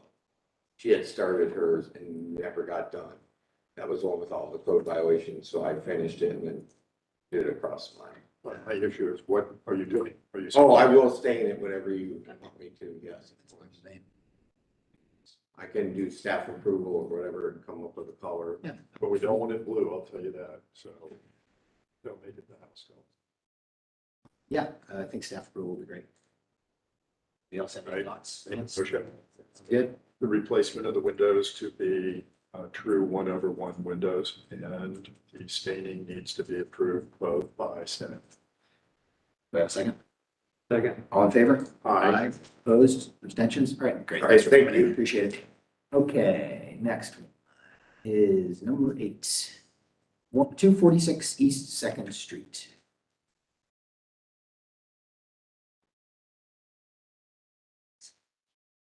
Some fish also for you. Are these materials have been submitted? This stuff? Yeah, it's actually pictures that were already submitted, just a Okay. little bit of highlight stuff on them. Gotcha. Yeah. It's sort of. Sort of. This is it. It's got 2 pictures. Okay, if you will raise your right hand, state your name for the record, Miles Lustnau? and you promise to tell the truth in your testimony to the best of your ability this afternoon. I did. Okay. Thank you. And over to you, staff. Okay, this application is in response to a code violation. The work that has taken place is replacement of a front door, enclosure of a transom, demo and modification of the rear porch area, replacement of rear fencing, which the applicant might have some clarifications on. Part of that rear fencing might be for the neighbor, and the demolition of the shed. So cut sheets for any new proposed door or fencing and a section drawing of the new proposed transom should be provided prior to approval. At the May 31st business meeting, the commission noted that the fence posts were overly tall and would need to be cut down to the regular fence height. The commissioners noted that the transom will need to be put back and that the door installed is not appropriate for Italian Village guidelines. Staff recommends continuing application IB 2206011246 East Second Street to allow the applicant time to revise the application. The staff recommendation is based on the city code standards for alteration, including numbers 1, 2, 5, 6, 10, 11, and 12, and the Italian Village guidelines regarding doors, as well as the Italian Village guidelines regarding fences and enclosures, and the city code standards for site improvements, letters A and B. Yeah, so I was going to walk through the photos here. I do recognize the door is not approved. We had a break-in and we had the door repair immediately and wasn't aware it had to go with the code. So it's been there for almost 2 years now. So apologize for that. So we are working. We will get we found a door. It's on back order, the 4-panel one, which we will install. Do we need to submit approval or just install one that's? Yes, so it needs to be approved before installation. Okay, so I'll submit, once we do locate the door, I'll submit for approval. Yeah, I would definitely recommend getting approval before you do any purchases. That way, if there's something amiss, then you're not out any money. Okay, appreciate it. And then during the same break-in, is actually good news. I found out the transom is still intact. The glass has been broken, so we'll need to replace the glass. But the contractor just covered that up with some paneling. So yeah, at least I'm happy to say that will be restored. Awesome. Sounds great. Don't need to submit anything to replace glass, or do I? You do, but that could be a staff approval. So we'd just be looking for photos showing, what the transom looks like, and then we would issue the staff approval to replace the glass. Okay, very good. We'll do that. And then on the third picture, I wasn't sure which of the post height you're talking of. That one, I'm not sure why my neighbors to the north, they went ahead and installed a door entering my backyard for some reason over the winter. So those two posts were put there by, how's the address on? So those are not on your address. It's correct. It's on both of our properties. But Okay. yeah, so it's a shared fence. Sounds like we're gonna have to continue the fence and let staff look into that one. And maybe bring your neighbor in.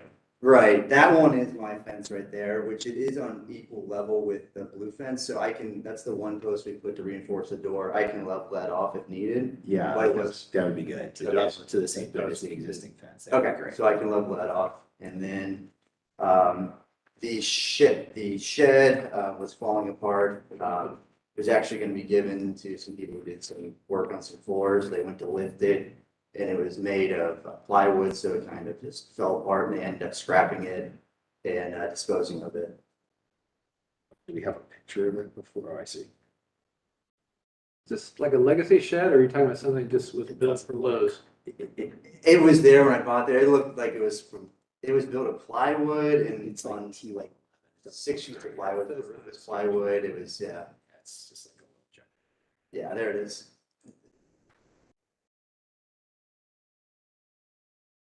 Yes.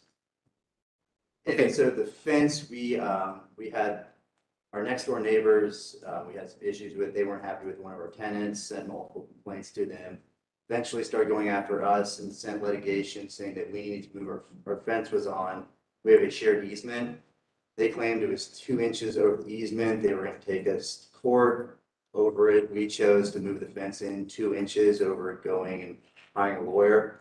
Our contractor said they went down to apply for a permit, was told that if they're moving it 2 inches, they would not be required to apply for a permit, whether that's correct or not, I'm not sure. So the fence was taken down and moved in once they reapplied the post. It's the same fence?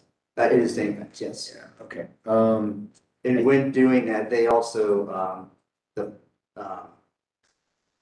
front or the back porch there, it was very deteriorated as well. The neighbor also said that that was on their property and they sent papers from attorney saying that it needed to be removed.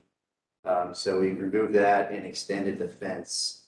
And that structure was actually, the concrete was already, that concrete there was already existing. So we removed the porch and extended the fence to complete the whole property. Oh, I see this. You mean a small little deck structure that was on the back? Yep. So it was Okay. over those concrete steps. I'm understanding now. Okay, so just, I'll try and summarize this. It looks like there was an existing shed and there was an existing deck that were both added. I don't think either of those have architectural significance. Staff, what do you think? No, they don't. Okay. Anybody else have any strong feelings about those? The only thing I see is if we go back to the way the steps are today, by code, you need a railing. And because of the number of steps, and let's go back, so don't build it until you've brought it to steps. Submit the or price. Please. So you need a railing on those. Okay, so that demolition, I think, sounds like we're fine with. You're gonna do the door, you're gonna do the transom. Right there, that image shows you that's a code violation. for not Okay. having a railing. So just one railing. Well, talk to staff about it. Okay. They'll get you fixed up. Very good. So demo's okay. The door and transom are gonna be fixed as per information submitted to staff. And so, And those are the one over, those we're talking, see, look how that, oh, yeah, right, that different. Those are good. So those are existing. Yeah, and then, so what do we need to do on the fence, staff? So the applicant stated that their portion of the fence be remedied, and they're, just to confirm, is it going to be the paint or opaque stain to be submitted to staff? I think part of it It's is, the same, it's the same wood and everything. It was just moved 2 inches in. But this new part, Oh, the new part, yeah, so the new part is existing. I'm also not sure about the previous fencing, like, it's there. But typically we would approve an opaque paint or stain. So it could have been installed at some point without approval, at some point in the past. what does everybody else think? Do we let the other wood weather to match the other one, or what do we do? Okay, yeah, sounds like consensus. Anyone different ideas? Look at it. Will weather match the other one. Do you think it will? So there's actually 2 other ones that do match. The outlier is actually the darker one. So there are 4 fences that share a similar, that they all share the same backyard. So I don't know if it's visible in any other ones. I don't know if we have a full, full view showing all the fences. It's really difficult to tell. So what's the what. pale fence we're looking at with the big post on it, that is your neighbors. No, that one actually, no, that. Come back. Yeah, that is fine. Come back too. Yeah, if we go up to the one with all the cars parked in it, to number 2. So the blue fence belongs to whom? Okay, so who did this? That is North 6th Street. That is my neighbor's. They need to put these down so that it's uniform across there. Send the code inspector out to them. And what do we all want to do about the paint or stain issue, since there's a lot of different things? A lot of those are weather. I'm not concerned about it personally. I am. I don't think it looks very good to see all these different ones, but it's really hard to get a sense of what is continuous and what is a piece here and a piece there and that kind of thing. So where is the blue fence? The blue fence is directly west of my property, so, see here, which is that picture? Okay, so yeah, it would be, yeah, right there. So if you're facing the blue fence, the fence you're just looking at would be to your right. Is that something staff could do? Could they go to the property and say, I think what we're looking for is that there is a uniform fence that is, where we're not having one color meet another one, that type of thing? Yes, we can have the applicant, for something like this, just submit photos to staff to take a look. The staff recommendation would be to have it uniformly painted or stained. And that's just following the guidelines. And it would give it a uniform look to it. And then the paint or stain finish would be up to the applicant. Provided it's not like We're a trying to get it. Yeah, just a consistent, It's really hard to tell what's going on, but it looks like there's several. yeah, and I can submit all 4 different houses photos, so we just get a general idea of what the. So, Sure. Steph, do you still think we should continue the fence, or should we make it a staff approval? What do you think? I think it might be helpful because if, even if the applicant, came back and then there's some question, I think I would probably put it as old business Okay. anyway. Sounds good. So let's do that. So let's just, can we move on all the things that besides the fence? What we're gonna do is continue the fence. If you can bring some pictures in, staff can look at them, see what's going on. Okay. This is, I thought, wasn't the old expression, good fences make good neighbors? I think this is the opposite case. I don't know, whatever. So we're gonna Okay, look so we're at, making a motion to replace the door, open the transom, replace the transom. and approve the demolition of those 2 items. Yes, and approve or accept demolition of the shed and the porch. Yeah, not confirmed. And the double. We would add another note, though, that a railing needs to be provided at the back door to meet the code there. Is there anything else? The double. I think that you were just referencing that from, Yeah, right? Yeah. Okay. yeah, that's not hard. Railing. Okay, do I have a second? Second, I'm understanding that basically he's going to work with staff on the door and the transom, including drawings if necessary. Captions. We'll make that part of the motion that fall prior to installing any of them, the staff is. Sounds good. So we have a second. All in favor? Aye. Opposed and abstentions. Great. Okay, thanks. We need to motion to continue. Oh, yes. Could I have a motion to continue the fence So moved. in a second? Second. All in favor? Aye. Opposed and abstentions. Great. Thanks a lot. Thanks so much. Okay, we are now on to number 9. Is that correct? Number 9, 962 North High Street. I need to abstain. Jeannie's not here, so who's taking over? We want to. Oh, I'll let them do it. I did the business meeting. Okay, so we're talking about 850 North 4th Street. Is that, or So where are the applicants? 962 North High Street? Okay, if I could have you raise your right hand and state your name, please. Chris Menzel? And swear to give the best testimony you can here tonight. I do. Thank you. Okay, staff. Right, so this application is proposing to install a new blade sign using the existing bracket for the submitted materials. The new sign is proposed to be 36 inches in diameter and constructed of high-density urethane with a 3-dimensional treatment. At the May 31st business meeting, some commissioners thought the sign could be reduced in size or reduce the additional word elements. Some commissioners noted there may be similar size signs in the immediate area and that they would walk through the area and take a look. The commissioner noted they traditionally stick to signage, the name, the logo, function, address. Introduction of the extra wording may be more appropriate. Some commissioners noted the sign will be reusing the existing bracket and that they may be okay with the signage as proposed.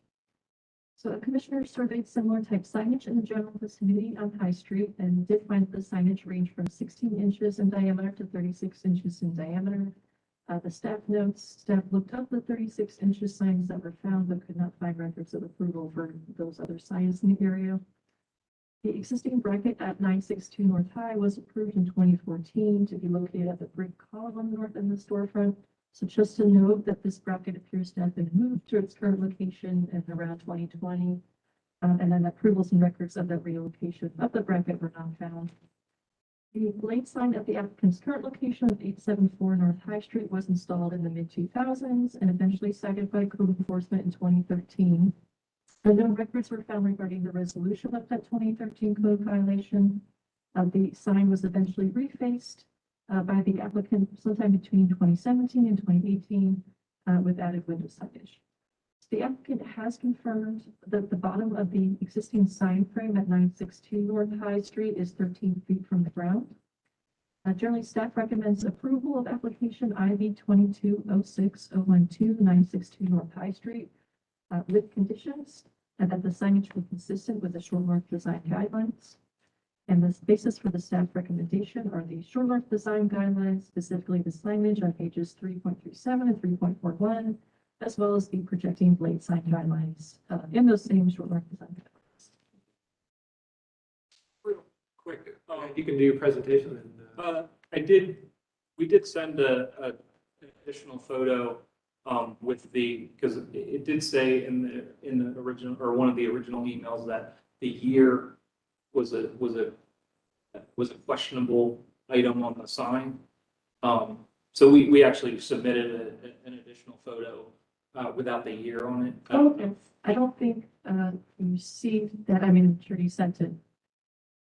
Yeah, I sent it through, I believe it was our correspondence. It should have been sent to you, but we did take that established 2005 off of it, if that was an issue. Thank you. well, I have a question to staff. I mean, and David, you were on the kind of review committee on this, and are we more concerned about the size and the square footage of the sign, or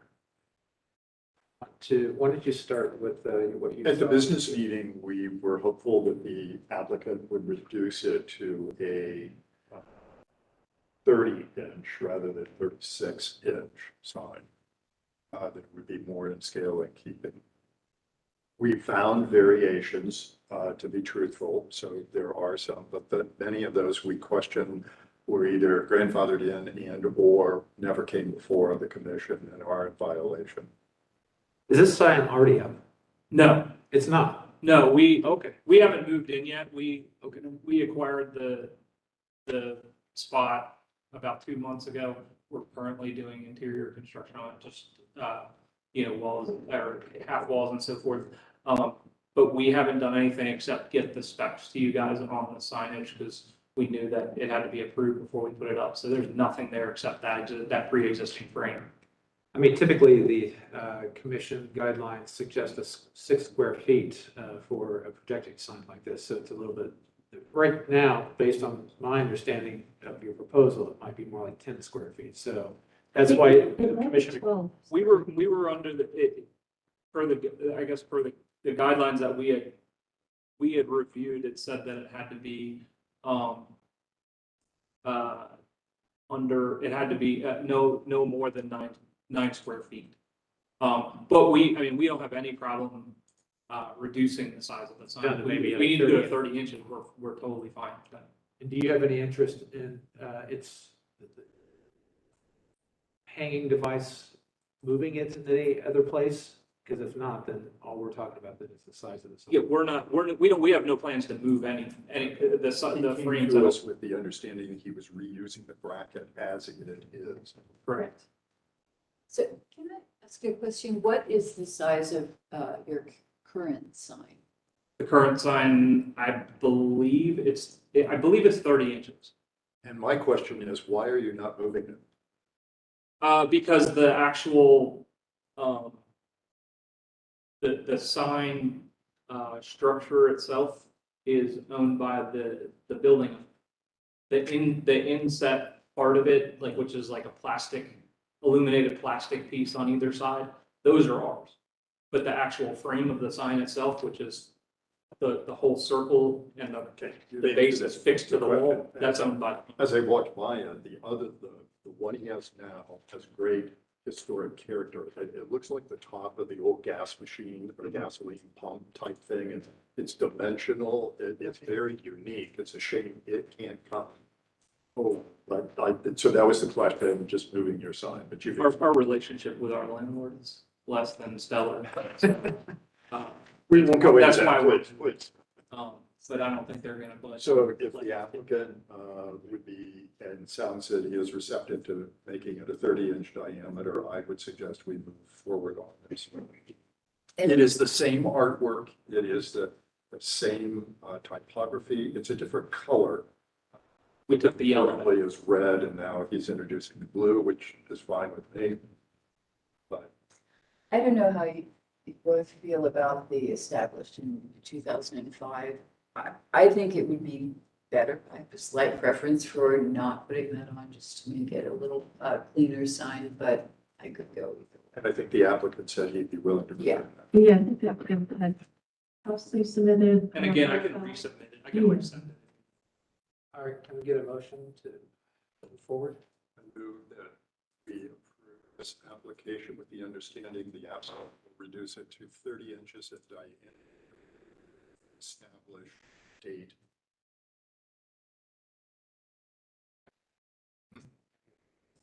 Second. Okay, we have a motion and a second. Let's take a vote. All those in favor of the motion, Aye. say. All those opposed, say aye. Looks like the motion passes. Perfect. I'll add to that, if you are interested in making it more dimensional, we are be totally supportive of that kind of approach. So you can always come back and We more initially, embellished version if you like. yeah, we put this in motion because we knew that we were on a time crunch. So more than likely, we'll be back here within a year with possibly a different approach, but something that would be hopefully acceptable. Great. Okay. Well, thanks for coming in. Thank you so much. Appreciate it. Sorry that you had to sit through the whole thing. Okay, let's move on. Would you ask our chairman to come back on your way out? In the meantime, I'll say that next on the agenda is 850 North 4th Street.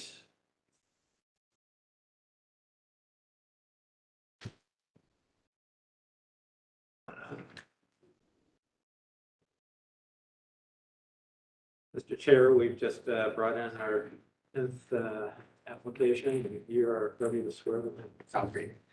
Would you raise your right hand and state names for the record?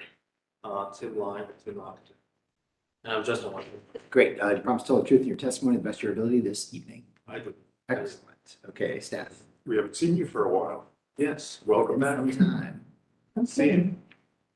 So the application is proposing a bar counter located in a roof-hearted patio near the pool in the courtyard of Jeffrey Village. The bar counter would be 4 feet high and would replace a section of the existing aluminum fence around the pool. At the May 31st business meeting, the commission noted that the proposed area does feel very stark without much shade or greenery, noting that urban trees would help a lot and encourage some sort of greenscaping be considered. The commission asked whether a canvas or something similar will be proposed to help with the sun and the reflection off the asphalt. The commission noted that if any sort of lighting is being considered, that this should be brought forward. And then staff like to note that the property owner did previously express concern about the proposal prior to the submittal to the application. So we just want to make sure and recommend confirming the property owner supports the proposal, is okay with the proposal prior to approval. So staff recommends continuing application ID 2206013 to allow the applicant time to revise the application following the commission feedback from the business meeting. The staff recommendation is based on the Italian Village guidelines, site work and landscaping on page 15, as well as the Italian Village guidelines for sidewalks, patios, driveways, and parking areas, the city code standards for site improvements, letters A and B. And in the absence of guidelines specific to 4th Street to help interpret city code, the short north design guidelines have served to inform reviews for the corridor of North 4th Street. So the short north design guidelines regarding commercial patios and outdoor dining is also included. Good evening. So I think we were here actually about 5-6 years ago to present this patio. At the time, it's a very different time, feels like a lot of things happened. So as you can see in some of the picture, I know that the rendering doesn't really show a whole lot of greenery and things like that. It is part of the Jeffrey Village, kind of the pool area, the community center, they call it, I guess. And obviously, our client is operating the restaurant, which is not without challenges in the past 2 years, as you can imagine. One of the things that we're trying to do over the year is that we recognize that there has to be a connection between the patio that we have with the fence around it and the pool area. And so that's really the main kind of focus of what we're trying to achieve here. The fence currently, the pool fence currently is 5 feet tall. And by code, you need to have at least 48-inch, 4 feet tall fence. And therefore, the bar counter that we show there, it is that height, which is a little higher than a typical bar, which is about 42 inch. But but it still would work for a transaction or be able to serve the customers at the pool area, which is a huge, it's a really critical, from a business standpoint, to be able to survive and not lose the income of that. The landlord, they obviously that, let's say that, they didn't make it easy for our client. There's a lot of little things that makes it really difficult for them to operate in that space. But we did come to agreement with them a few weeks ago, I think about maybe 3 weeks ago, that we present this whole thing, just like what you see here.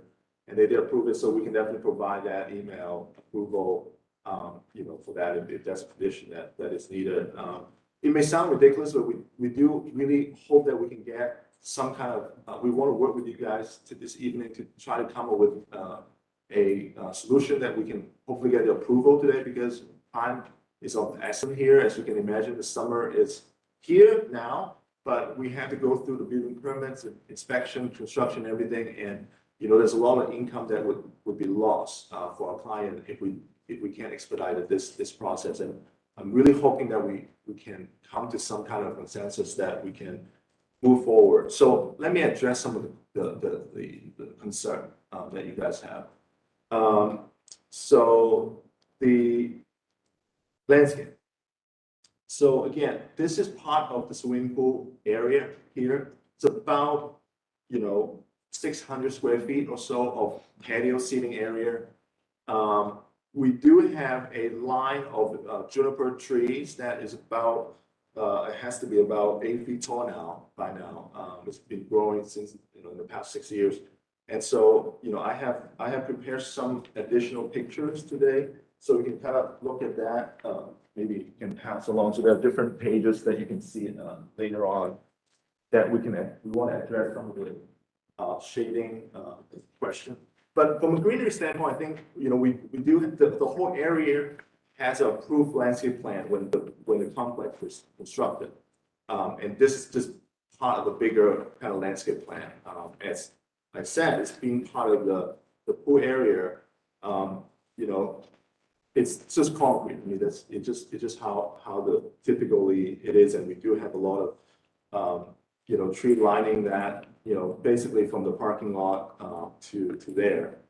And so we do propose to, and you can see some of the plan actually in there, that we do take your suggestion, and we want to address those things. One of the things that you also need to understand is that this patio here in the evening is almost always in the shade, because if you have a big, you have a 2.5-story building facing next to it on the west side of the patios. This is technically a courtyard that is not really visible from any public street for that matter. But in the evening, when the bar is most busy, it's mostly in the shade. And in fact, we have a patio on the west side, facing 4th Street, and we do have umbrella to provide it. Because, it is important.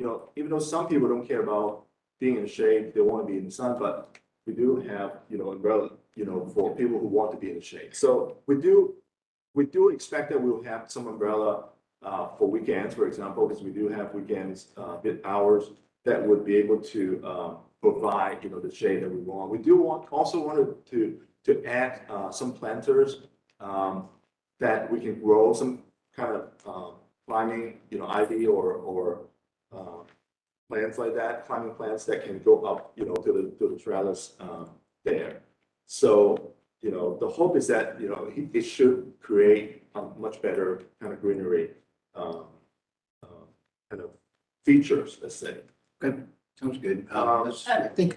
Let's jump in, and we got just got a lot to go. I think we get the gist. If you had taken this picture instead of the picture that you just gave us, and if I had known that this is what it looked like, I could not go out before the business meeting, but I went before the hearing. This is from the parking lot. There is an entire wall of junipers that gives a completely different impression than some of the renderings. Can you put one down, Jason? I mean, we're seeing that. So you look, and these guys, can't. I don't know if you can even see that. So I really have very little concern about the amount of green space that is there. I think it would be great if you guys can add some pots and things Right. like that, but you know, it feels so different than that. Right. So it's quite appreciate nice, that, yes. actually. It's a nice little space. Yes. And for the lighting, as you can see in some of the picture, we already have string light on the trellis.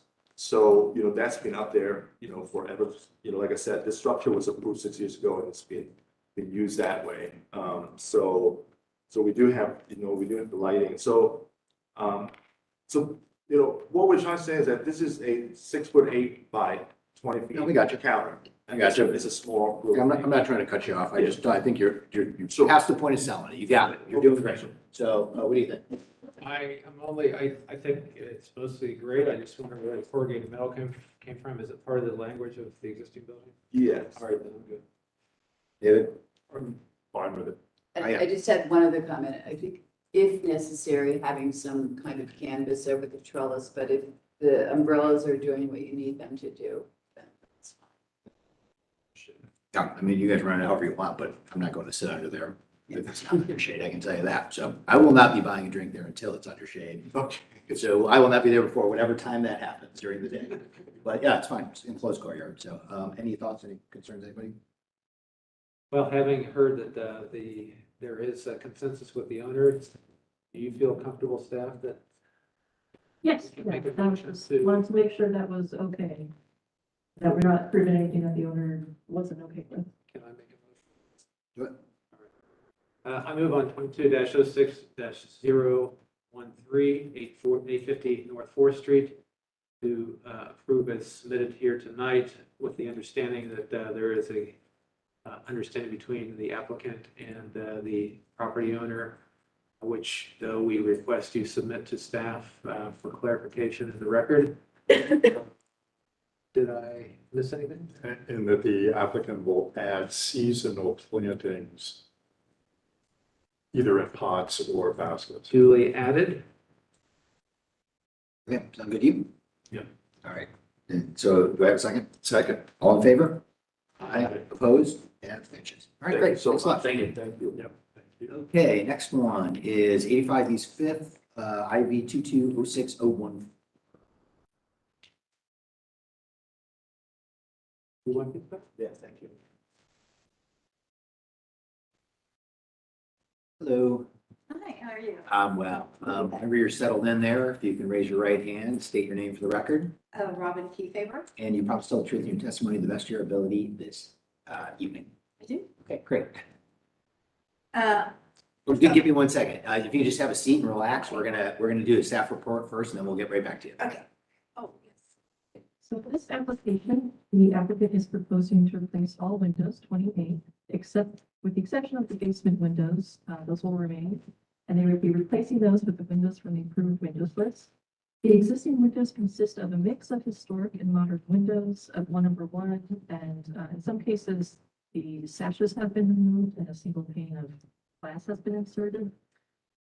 They're proposing to replace the historic wood siding and trim with hardy board and sage green, and to replace all trim, vertical frieze, window fascia, and soffit with hardy board. They would also be replacing the asphalt shingle roofing with new asphalt shingles from the approved list. That would be Certainty Carriage House, Stonegate Grade. They would also be replacing the gutters and downspouts. I'm not sure if it's been updated, but at the time of submission, it was 6 inches aluminum emoji gutters.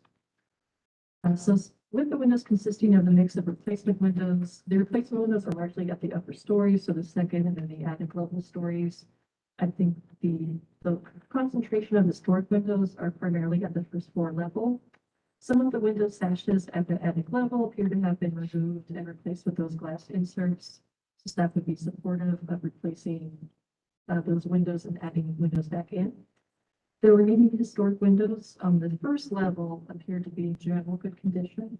So staff would recommend repair of the historic windows and replacement of the non-historic windows and those windows with missing sashes from the approved windows list to match the original design and configuration. The historic siding appears to be in generally good condition, and staff does recommend repair and repainting of the historic siding as needed, following the city code standards for alteration and Italian village guidelines.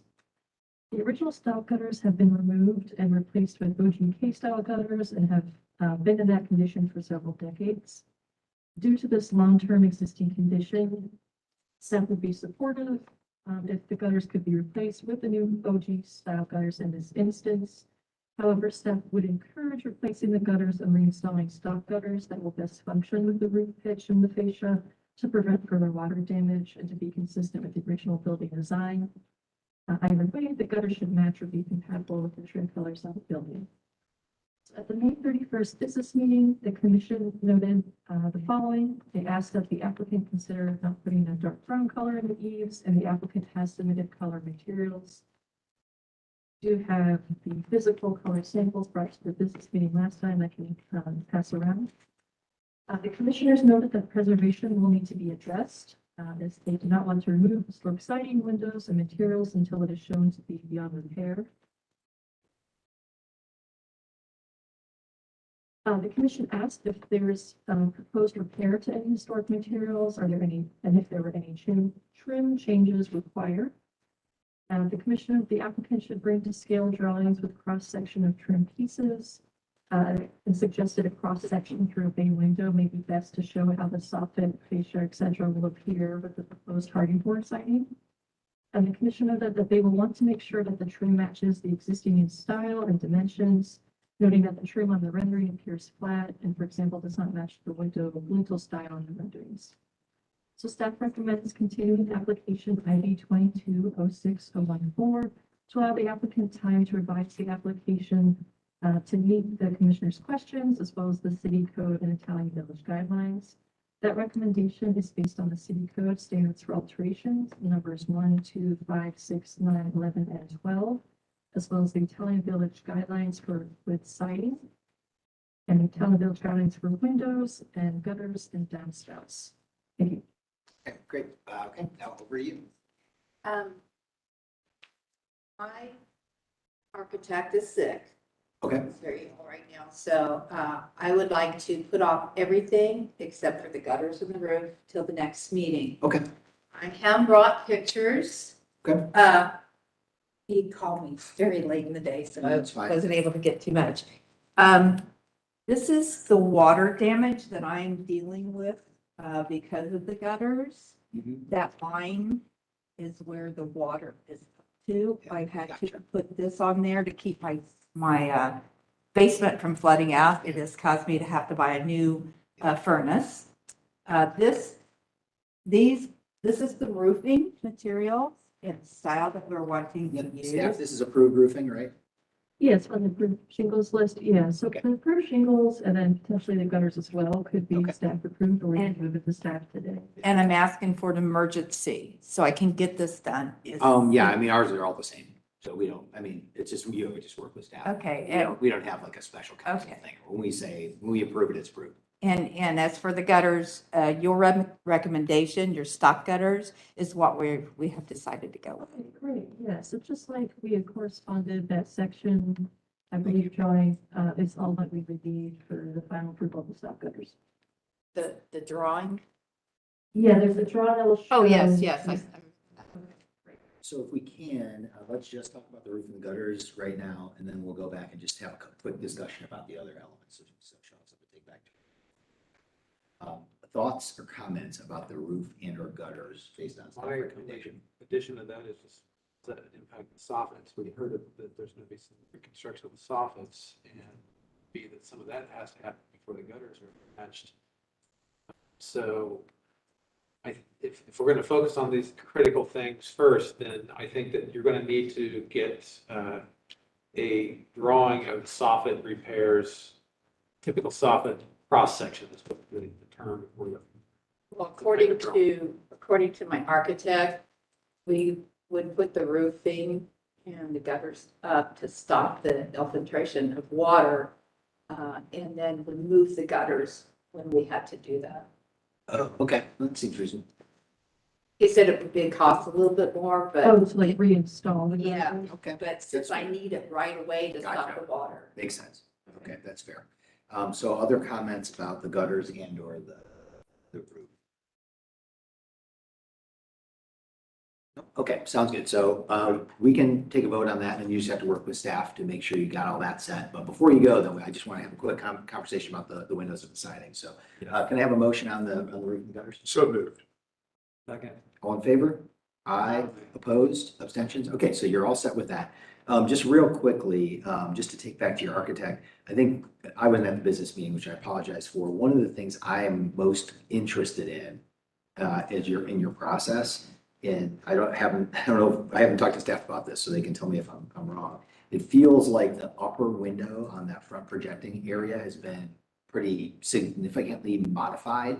Yes. So personally, my most important thing when you do this is to make that window look the way it was originally designed, which I believe would be like the window below it. Absolutely, So- and that is our intention. Okay, because it just didn't show up the way that he Yeah, rendered it out. The rendering didn't show the Gotcha. architectural design that we will be putting back on. Okay, walls. perfect, because that's the most important thing. Yeah, those that windows was just look real. flat. Yeah, so that's my most important thing. And then, I think it's very difficult for us to advocate for the removal or replacement of wood siding that is still in salvageable condition. Yours appears to be pretty good. I know it's more maintenance. Actually, part of it's good. If Okay. you look at the rear of the house, it's a patchwork quilt of Okay. all types of. What I would recommend doing for next time is, having your architect describe and document that difficult portion better. We have in the past done a variety of different things, one of which, and I'm not saying that would be the case here, but one of which is to leave the preservation of the wood siding on the most visible facades and then replace other portions that were more heavily damaged with hardy plank, which would actually be a big savings to you, in the near term, maybe not in the long term, because you have to maintain it, but at least in the short term. So anyway, that's all I wanted to say, just so that you have something to take back to your architect.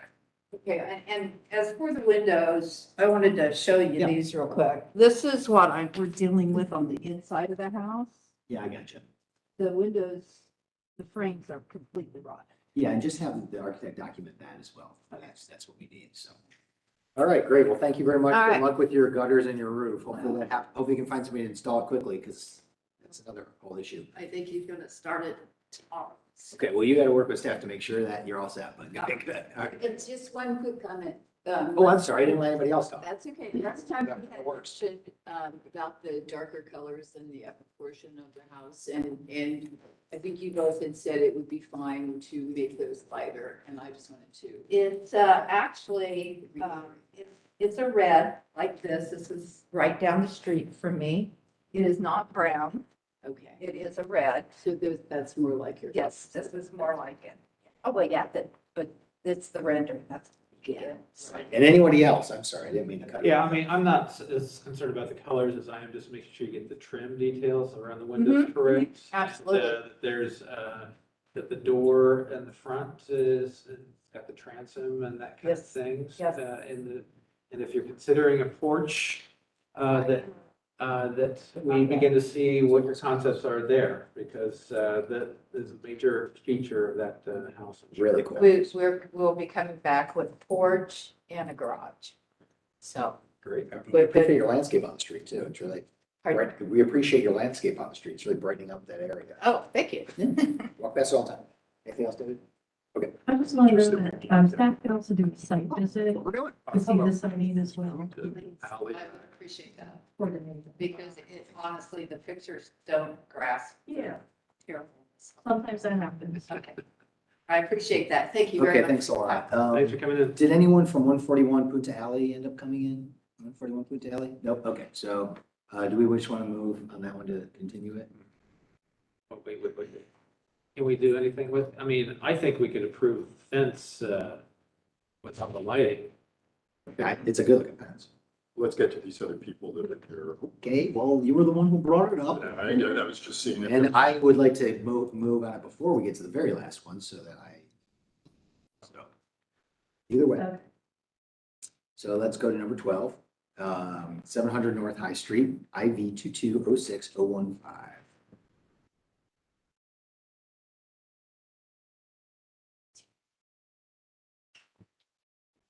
Do we have any other business after the regular agenda? Nope. Nope, okay.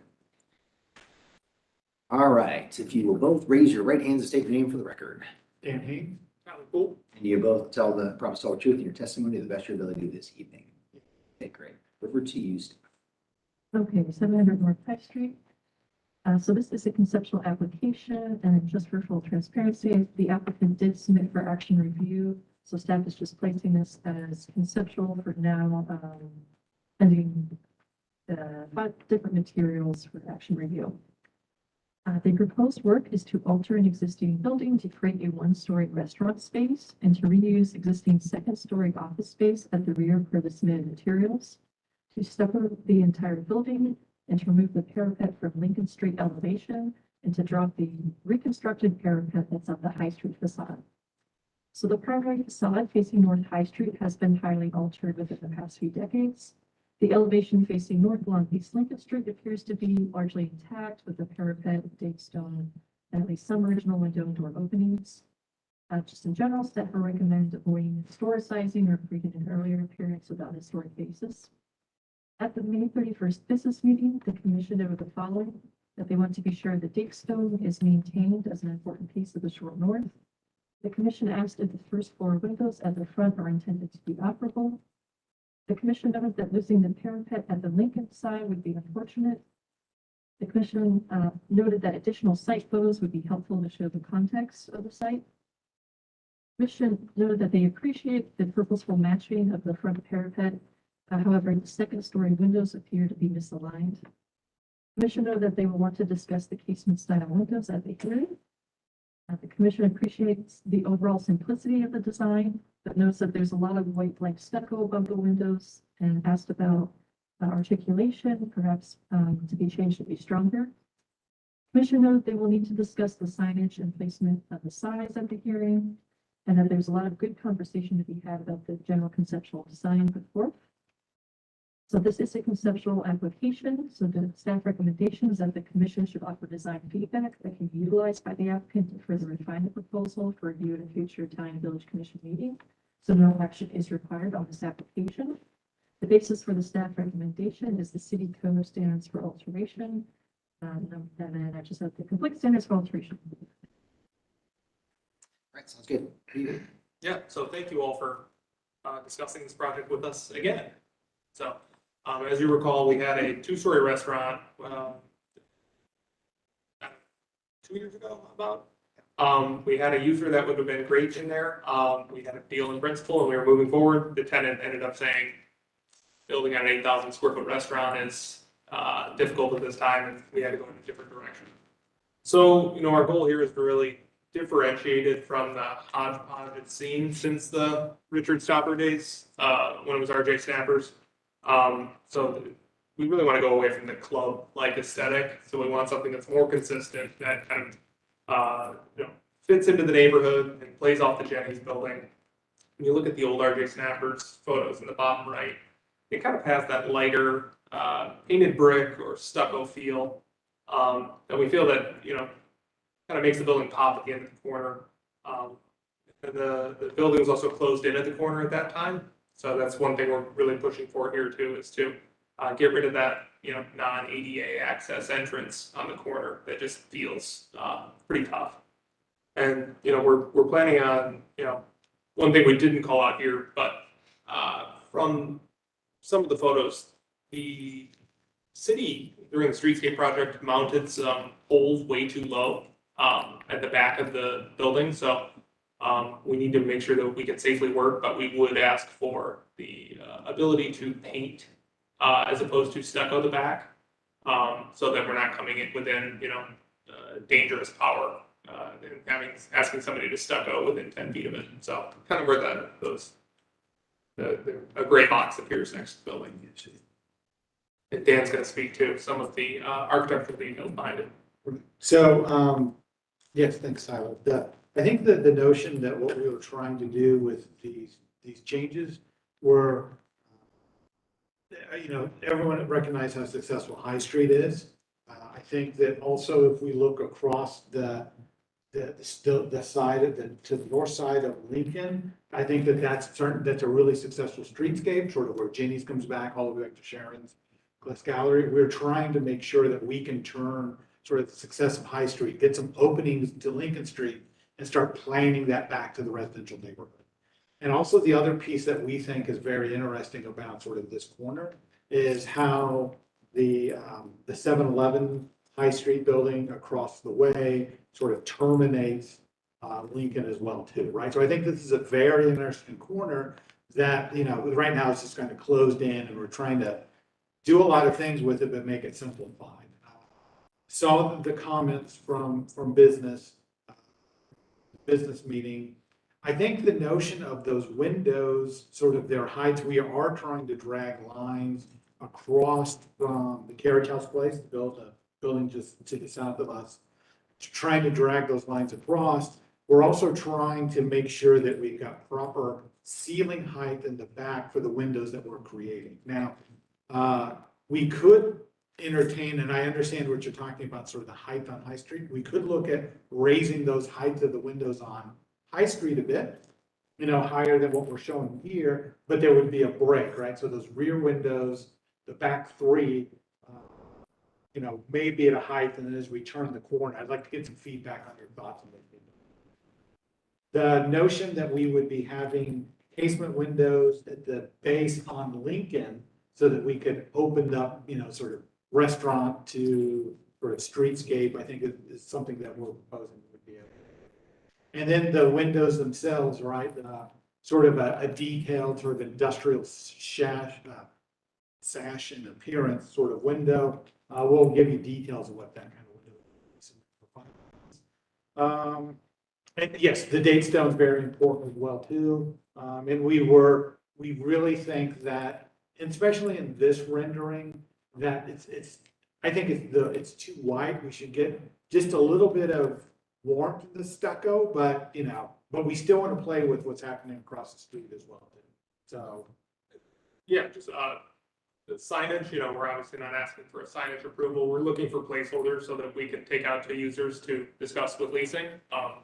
If there is a preferred signage, we'd love to talk with you about that and hear your thoughts. And one last thing is just some of the materials we're using are in the neighborhood. So, one piece that we did at our Bruder building that we'll come back with is the back of the office level has this kind of divided light, and it just looks beautiful. And it really fits into the neighborhood really well. And then a home granite at the bottom, which is what we did at the 7-Eleven building. It's a really beautiful material. It sounds good. Carly, start us off since you're most qualified to speak to this one. So I think this is overall really nice. I so appreciate that you guys looked at the context and looked at the buildings that are around in that area and are thinking about that. It's amazing how often that does not happen. So thank you for doing that. I think I probably made one of the comments about the heights of the windows and the way that they were lining up. And, someone countered that point with, well, there's a lot of windows that don't line up. So maybe I feel like I could let go of that, but appreciate, some things that you might be able to do in that direction. And I think the only comment that I have other than those is that where the parapet drops down, it feels unfinished or just kind of arbitrary why that is happening where it is.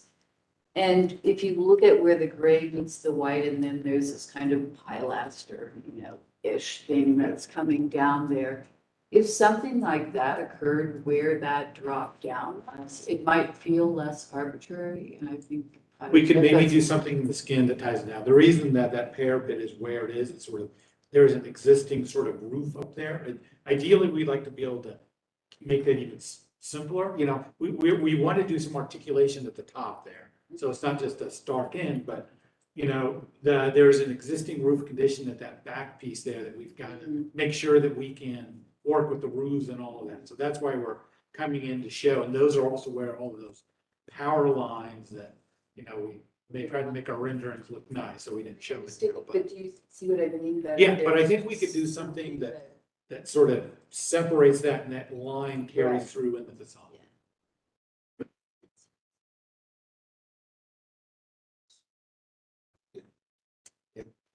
From this fact that we are a preservation organization, where did you put the cornerstone or the history of the building that sits right there? So it's not in the rendering, but we were planning on trying to leave it as close as maybe it could be inlaid into the granite piece, that was always intended to remain with the building.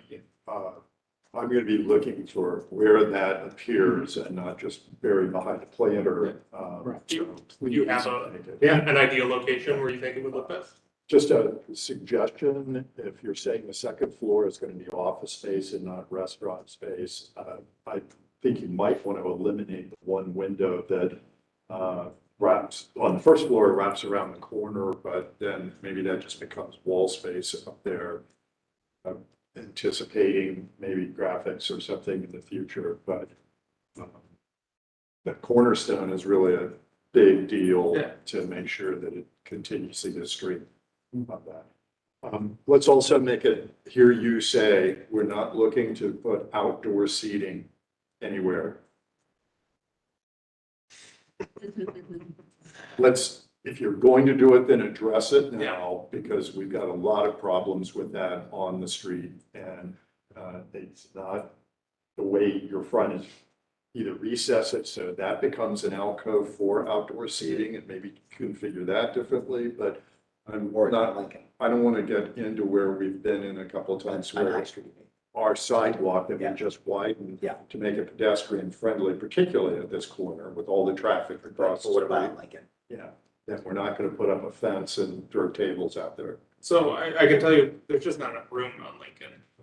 We agree. So, one thing we did across the street at 7-Eleven was, at Del Mar, there's some sidewalk dining. It's, I think it's 6 out of the right of way, like 6 inches. We don't have any plans for that as of right now. But I can tell you that if it sits in between these pilasters where the windows are operable, where seats can kind of go out there, that would be the extent of it. But other than that, there's just not room. And, I also don't want to rebuild the front wall to push it back. That's not within our scope here. So, but to answer your question, we're not doing it. It's a great concept, but we're not doing a town hall here. I know that Thank you. You and Mark have had discussions about some of the issues happening on the bar traffic that we're going there. I was another commissioner that was kind of had my eye on the data matching of the spandrels and the window heights and sills and so forth. But having looked at this in the past few days, I think there's a sort of a real modest ability about this kind of mismatch in the proportions of it, the punches. I like the little subtle corbelling that's happening along the cornice, and it's just enough to allow it to meet the sky just right, but without getting too detailed or bulky. I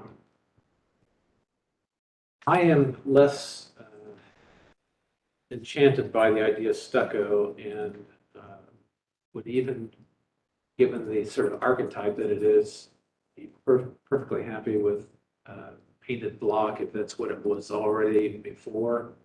Perhaps it's another masonry product to give it a sense that it was a simple structure, just like the design implies right here. We don't have that much stucco in the neighborhood. And I know that it's tempting to do that because it covers up a lot of ills as you start matching new walls to existing walls and so forth. But I am not a fan of it, especially because it has the possibility of looking like EFS, and I just don't think that's appropriate either.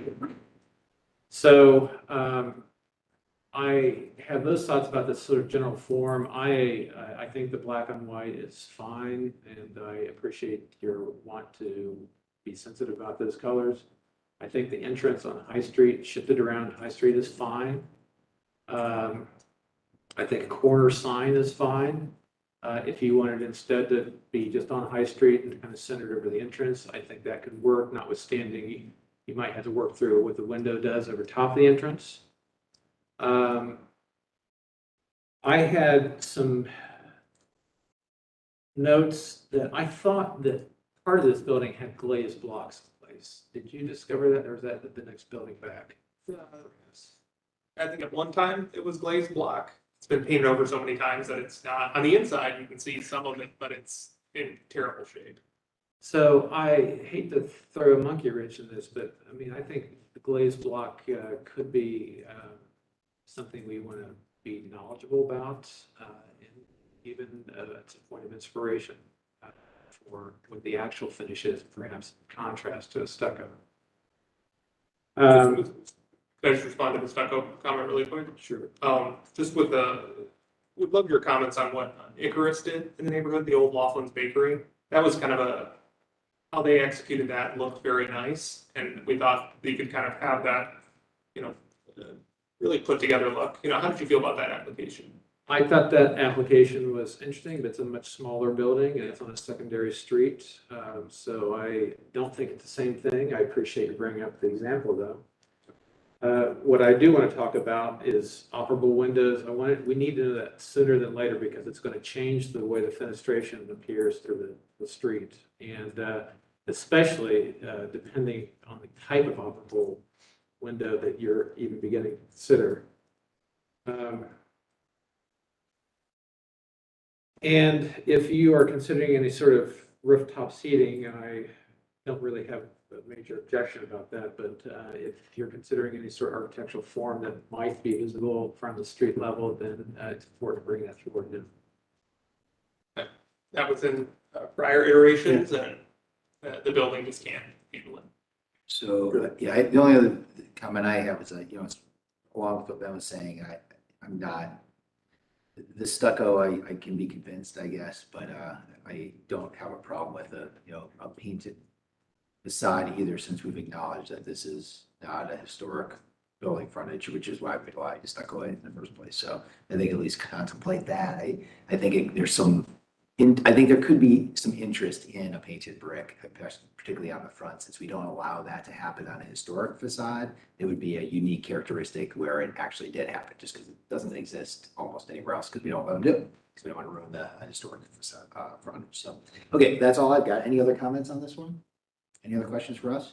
Just with the brick comments, just with how different the front is from the side, would there be any worry about just the front painted brick would look a heck of a lot different than the side painted brick? The side seam, right? Yeah. I mean, I don't have a fundamental concern about it. I guess the other thing would be to kind of talk through what your thoughts are. I would also be okay with maybe having the CMU covered and then the brick painted or something like that. That was the thought behind the stucco, was to kind of marry everything together and make it look. Yeah, I mean, I'm less concerned that both sides are identical, because it has always felt like two really different experiences on each side of the building. Not to say that's the right thing, because it has, but I don't think I've ever been confronted like, oh my gosh, this is terrible because I walked around the corner and it feels different. I think if both facades are much better, which they will be, then I think that's what I'm after. But then again, I could be convinced that the stucco is the right way to go. Yeah. So, actually, I have one other thing to add. Am I seeing a water table that's going around on the masonry or the stucco as well, or? So I think there's a certain kind of ability to that as well, but Not on the sort of what in the renderings were kind of the white. We do have sort of a base underneath there. We are pulling that out. I think that it's the rendering itself, but I don't think we've got an actual. well, the way this meets the ground, I think could be important. So just It will be important, and especially if we did stucco, we'd want to make sure the stucco hit the ground properly. We really need to work on it. Okay, excellent. Thanks Thank for you coming in. very much. Really appreciate it. Yep. Thank you. Okay, if we don't mind, if we could just go back and deal with number 5 here, so I can hightail it out of here. This last one, I have to abstain. So Ben, you had some thoughts on number 5? yeah, I think that we should move to approve the fence and hold the lighting for the applicant to, we'll continue the lighting Or I don't know, what, The maybe, staff did let the applicant know that the fence itself could be staff approved, but they wanted to proceed with the lighting, so that's why they're coming to the commission, oh, just as a background. maybe, I mean, you could still Don't move want that every way. single post having a light. Looks like somebody else's back here. He said maybe to suggest that it's entrance, but not every single post have that.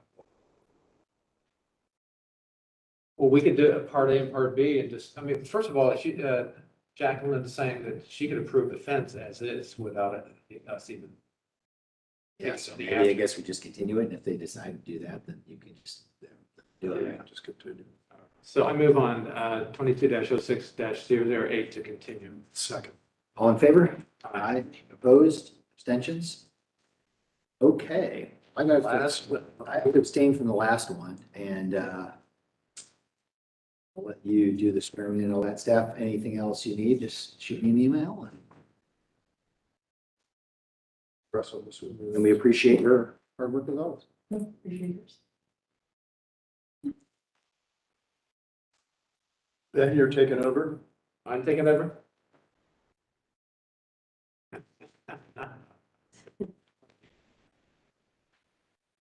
All right, gentlemen, raise your right hand and state your names for the record, please. Logan Fitch. Brad Parrish. And you promise to do your best to tell truthful testimony here this evening. Do. I do. Thank you very much. Staff is going to give us a report or Yes. some background. Okay, so this application is conceptual.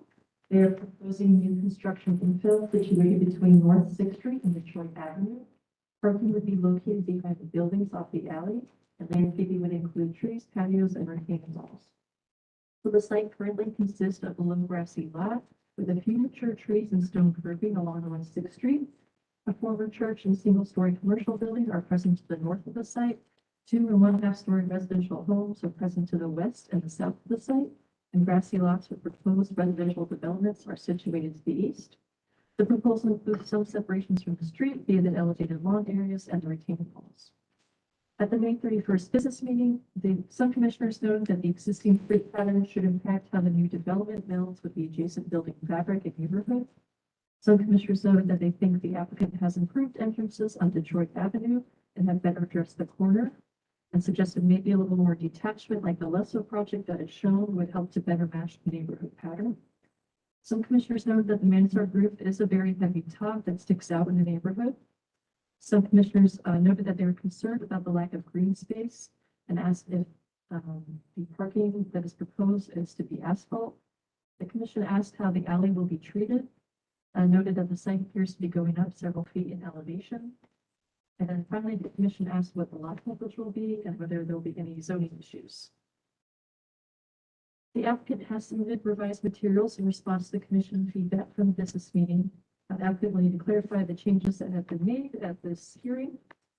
This application is conceptual, so the staff recommendation is that the commissioner should offer design feedback that can be utilized by the applicant to further refine the proposal for review at a future Italian Village Commission meeting, and no action is required. The basis for the staff recommendation is the city code standards for new construction.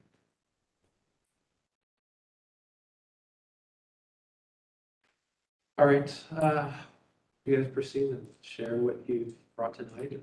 Great. How things have changed. Thank you for having us back this evening. We received your comments from the business meeting. I kind of want to go through those a little bit. We also have some materials to start having that discussion as well and gain your feedback on the building here. So we'll just kind of dive right in it. The product that's along the East 4th Avenue is a townhome that's over a garden style units. You'll see that we have revised the westernmost unit after doing some code research. We will need to have a type B. So if you want to go into image. I think we're pretty close, aren't we? No, opposite. Yeah, keep going. No, the opposite corner. Go a few pages down. Yep. Now keep going.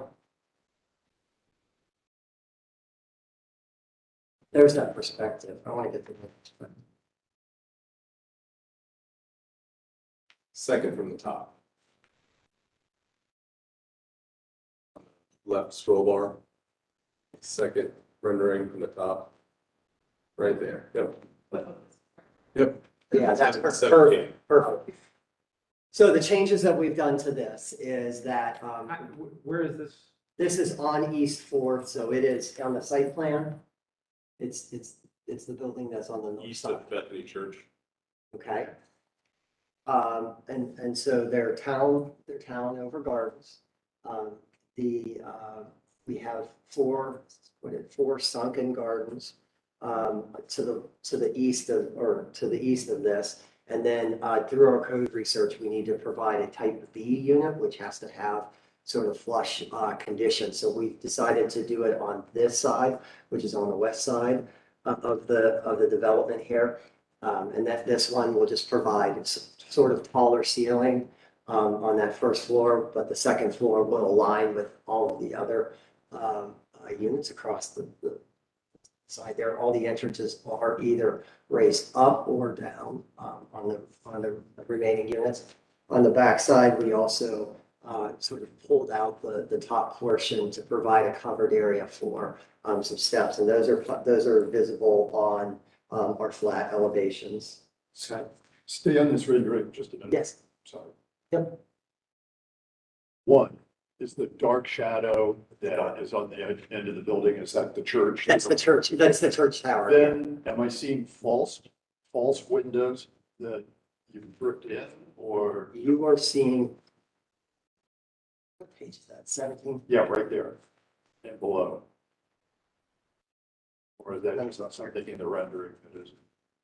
That would be a false window. False window, yeah. Just to pay homage to the church being an older structure, something you've seen in older structures in the village. An old opening bricked in, just to give that blank facade. Given the fire ratings, we couldn't have any more openings, but just so there's not a flat brick elevation. Okay, so then in the shadow, that's not. No, there are a few windows, but we're only allowed a certain percentage of windows on that open because of the property line. You will notice on this one, we did your comment about the stone lintels. We kept that on the bigger, the south building, where this one, we're doing the brick. We want to kind of differentiate between the two product line.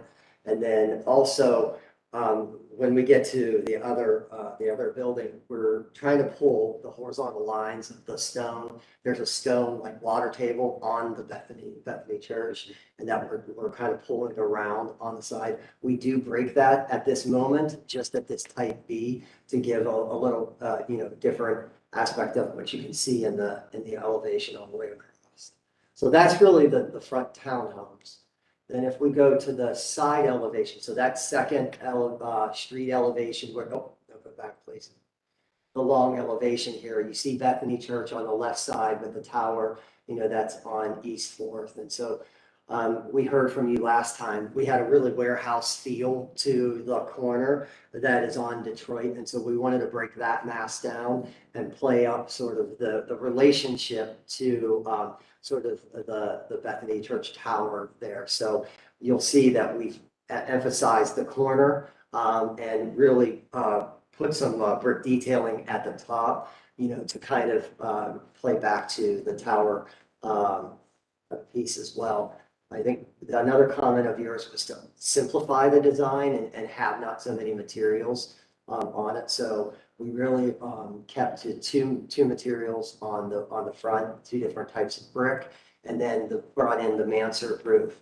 Our comment about the mansard roof, at least as it is on Detroit, is with the Luso roof lines, and the brick that we have that's coming across. It was meant to sort of gauge that horizontal line with the gable roofs that are on the Luso project. So again, trying to bring the scale around, and we did on that corner by that alley, we did turn the mansard roof so that it went back. I think there's a better render. You can see that on page 13. 13? Oh, maybe I'm wrong. There we go. There we go. Yeah, so we brought it back, and so that I felt, the big black wall that we had previously, we wanted to kind of break that mass down, again, trying to bring the scale down a little bit. or we still have the site raised up due to the site grade, providing for those patios along Detroit and North 6 here. So I kept that consistent from these from our original submission here. Your comment about the site coverage, we don't believe we have one, but we're still going through our due diligence on the landscaping portion of it. So this application is not requesting, so we don't have a landscape plan yet. But there, I think since the last time you guys looked at this, we did add, in relation to that note about more green space, patios on the rear elevation for the at-grade units, you'll see in the floor plan, in the site plan. That north elevation, you can see there's added full light glass doors for the units at grade. So they'll have patios on that parking lot side as well, just to add some more green space for the notes from the business meeting. The alley to the right, or to the east rather, that's just ingress egress. That was a question. And then the alley going east-west,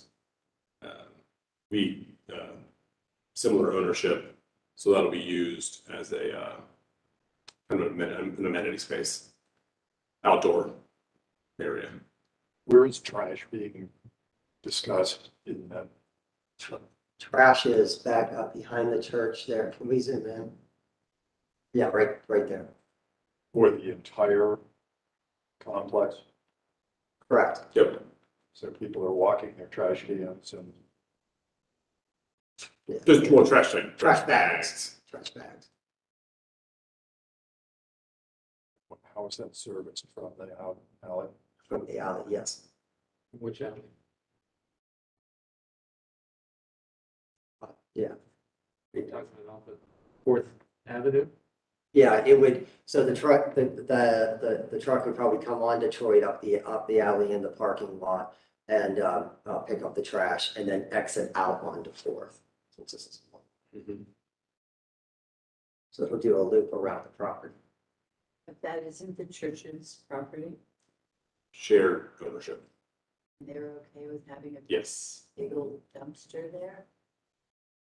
It'll have a proper approved enclosure per the guidelines. They'll actually be very Okay, well. and this is not argumentative at all. It may sound it, but it isn't. Adding more green space by putting plate glass windows or slider doors, I don't think adds more green. I think we were asking you, all of that white, are there brick pavers inserted in some areas? Is that just a sea of asphalt? What is that? That's, I think, where we were saying. Are you guys finished with? I think Yeah, that, yeah. I think that addressed Yeah, all that of all that. are comments. So, yeah, we can go right into questions. It's one question related to that. When you were addressing that and you said we haven't submitted the landscape plan, is there not a site plan? Sorry, I'm new to this commission. Is there not a site planning thing separate from the landscape? Because site planning has to deal with the amount of lot coverage. And, what David and I are getting at, this whole thing is paved or has a building on it.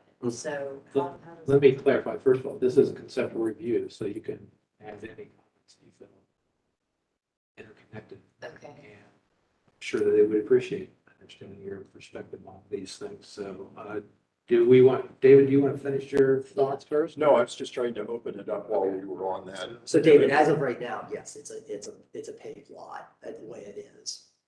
That'll be shown. But per city code mandating X number of tree lawns per. The 10, yeah, Per parking one space. tree space. So that is. Tree per every 10. So trees are great and they're important because they cut down on all this heat gain that comes out of the parking lots. but also just that the water has some place to go. So you probably are gonna be required to have some kind of impervious. There'd be a storm structure. There are storm structures underneath. But the thing is, you don't want the water just to go in the storm sewer, and then what happens is everything floods down, down the line, is that I need to look at this, but typically they're gonna require that you have some impervious areas so that water can percolate back into the ground. It doesn't have to just go out to the storm sewer system. And so you're probably gonna be asked, and Jacqueline, correct me if I'm wrong, to have like some kind of, pavers or something that are gonna allow the water to go back into the ground, that you can still park on and that type of thing. But also it just, and I appreciate what you're doing in the front. You're doing a lot of really nice things with the planters, the planting areas and the trees and everything that you're starting to show out there. I think that looks very nice, but I just look at this and it just seems like, wow, it's a lot of hardscape without much, area. Wouldn't it be so nice if somebody could go out there and have some lawn, where they could take their dog or, want it to be separate, but kids could play. Just, I think we're really moving away from thinking about the earth as a paved surface and thinking about the earth more as a sponge, because it's going to help the whole ecology of things.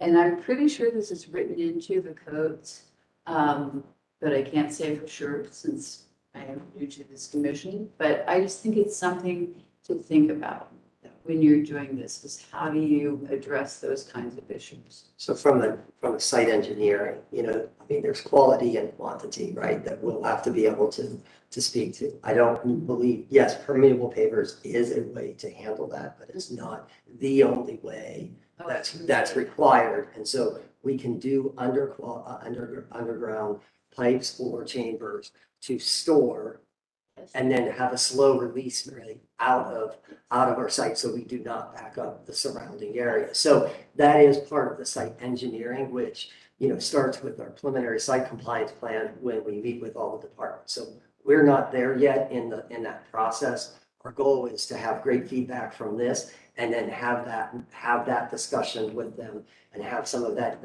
dialogue in our next meeting that we'll be back for. Okay. But yeah, permeable pavers aren't the only way to satisfy the civil, and I'm educating on those who need it. You're what? I'm just educating. I didn't know if you on whether that's what the city code and what we could get away with on that. That's all.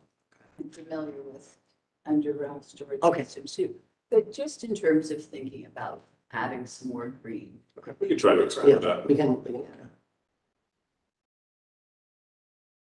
Well, since we're talking about site, this is probably the crux for me as well. So, in fact, I got very curious about what existed here before, and this is one reason why the sandboards are included in our presentation package, because I was kind of curious how the lots were divided before and what kind of structures and density were here before. And on the positive side, I think you guys have done a great job of thinking about rhythm and scale of the structures. There's a sense of whether we agree or not with the roof line or the materials and so forth, that there just seems to be kind of a rhythm going on, which in my opinion, even though it's not aligned with the same rhythm of the original platting or the sort of property line divisions, definitely speaks or dialogues with the neighborhood nicely, and which is probably the main thing anyway. And that seems to occur, especially with our feedback from last time, on all three of your elevations facing streets. So it's Fourth Avenue and Detroit and Sixth Avenue. Yeah. Sixth Street. I'm sorry. Sixth Street. But where it begins to break down a little bit for me is just how interior of the site goes. And so this whole conversation about the parking lot is really in line with concerns of mine. And I'll start with just the fact that at first I thought this east-west alley was going to pass through. That's what I understood from the last meeting. And I will tell you that if you will consider how that can occur, it's going to start to break down the sense of how much paved area you have back there, and perhaps partitioning the way you are going to use space. So maybe some of that can be green, I don't know, but the point is that to restore some of the urban fabric, if you will, is something I've been trying to talk about more, and I think the commission in general is interested in. Alleys. The simple lowly alley is a significant sort of subtle aspect of the way the neighborhood used to be and operates. So instead of an amenity between in that east-west alley between the church and the southwest portion of your project, I'm suggesting that start to emulate an alley. It may not be an actual passageway for the trash truck or even a car, but it may be some sort of sort of shared walk and car space, and that it does express itself all the way through to the adjacent property to your east, so that we get an alley. And then begins the opportunity to talk about how it is landscaped to make it feel more friendly in the back. And there's a whole set of conversations I think need to happen on the backside. So in other words, the materials of your architectural proposals seem to drop off significantly or somewhat back there, and the sort of the punches and all that stuff, sense of rhythm, it doesn't feel like the same kind of rhythm that's going on facing the streets, I think. But because I'm not even fond of, I don't think it's appropriate to have so much parking area in this kind of street parked neighborhood-ish kind of neighborhood that we're in, that this parking lot is an appropriate kind of thing. And I think that going forward, we've said it before, but cars they're not going to be increasing in the coming years for this particular neighborhood. So why are we increasing parking for them and inviting them in? But even if we don't agree about that, we're just going to have to mitigate this the best way we can. And part of it's going to be about this sort of fabric of alley making, and it might be permeable paving in some proportion of the paved parking area, and appropriate landscaping to make it feel like something more than just a parking amenity. So that said, I just want to quickly say that I guess I've already said, in terms of the architecture, I think there's a lot of things good going on as it faces the street. That I can check my notes here. I'm okay with those false openings, for example, and I love the garden units and the rhythm. And I did have a question about where the entrances that we're seeing facing the streets actually go. And once you answer that, then David, if you have any other thoughts to share about architecture. So you're talking about on the back building here, on the south building. Well, it seems they all have entrances from the street where they're. Yeah, whether it's a garden, yeah, so there are breezeway cut throughs, which are shown, as well as their access into the unit itself from it, so that they can have direct access, so they can access it from the breezeway or from their living room to an exterior patio. So it's both. And that'll happen on Detroit and Sixth. Yeah. David, do you have any further? I think we addressed a lot of the issues. I just want to come back to the Ansar groups. I mean, I agree that you guys have done a nice job, and you know, these things are very nicely articulated. And I really appreciate that you tried to get the scale of those units to match the adjacent ones. And I think that it works well when you look at this, but then when I think of the idea of a mansard roof in that area, where I believe the report was saying there, are not really any present, I would think it would be great if you could do something just like you did, but don't have the side pieces that are like a mansard roof, you know, just do something similar without trying to copy that same angle of roof.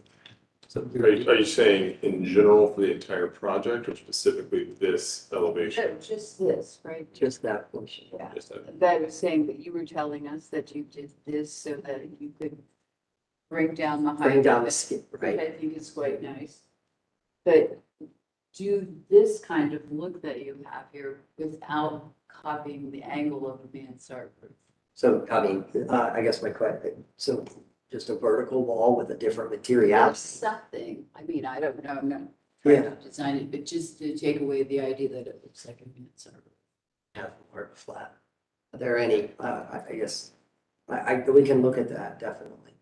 Are there any other thoughts about the mansard and versus a vertical wall? I don't have too much heartburn about the mansard-like thing. I do agree that it's not typical for the neighborhood. So,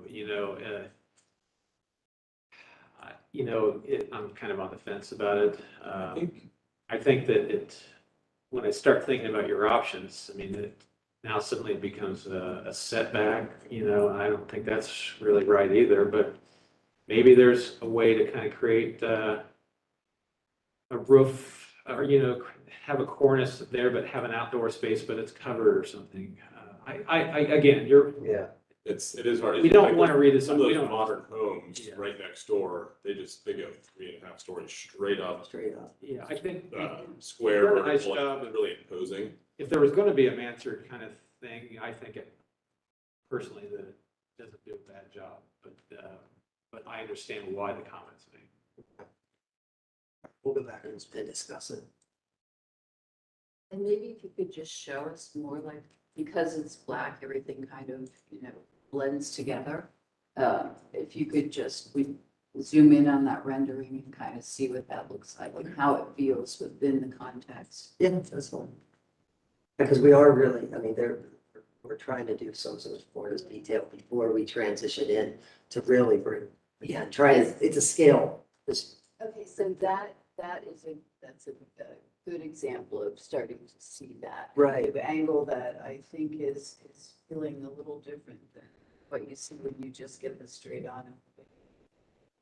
But I bet you. If I had a concern, mine is more for the interior of the courtyard. Yeah, let's talk those elevations. It's like, Oh. how many windows there's no variety. They all seem like at that point, they're all the same window. I think there's a nice, you've got some couplings, it's not all just 3x6, 3x6, so that's nice.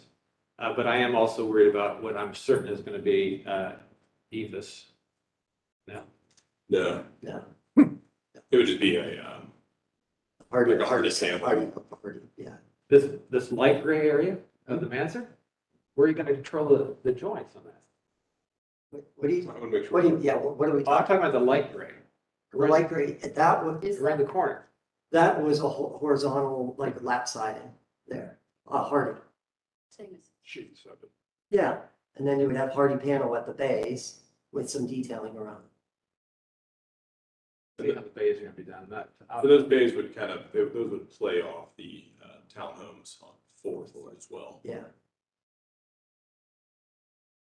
And the plinth on which this all sits, behind the trees. We were bringing a brick base around. So, sorry, brick materials. So we have the rock Brick? hats. You're saying it's brick masonry? Yeah, this is the red brick that we're thinking that's shown in the mansard area. This is the back base front area.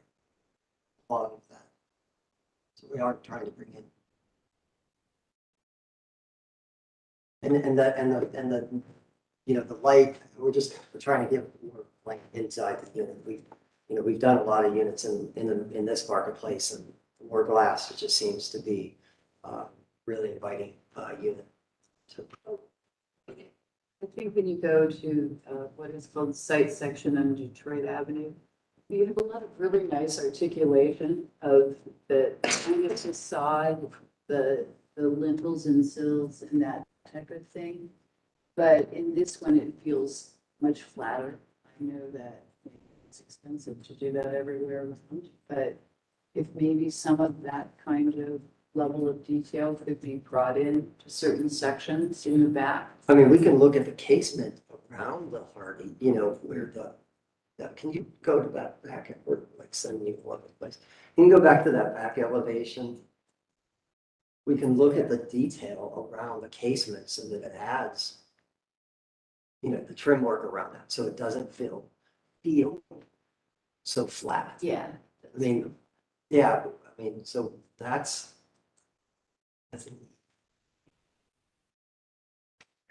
detail, I think. Well, you may have, I really I didn't want the two masses, like, we really recessed it so that the two masses weren't colliding together. It was like that there was a layering there as this bar goes back with the other bar. So Brett, what's this one right here? that is we have like a trim piece that wraps around. But could it be a canopy for this doorway? Could you Well, add some?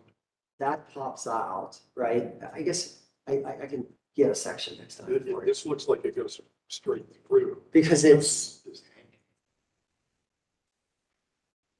a band that's, yes, it's a band that's back, but the box is pushed out. The box would be that canopy. Canopy, yeah. I'm just trying to get some variety. Yeah, I mean, it's not flat. There's play. That box, if you go to townhomes, it'll bump out just like how it looks in this town. Yeah, so there's some variation. So I can do a section next time to show this relationship. Might be good, or you might just want to stop in corner of East First and Fourth Avenue where the cleaner used to be. Lycan's building is up there in the corner.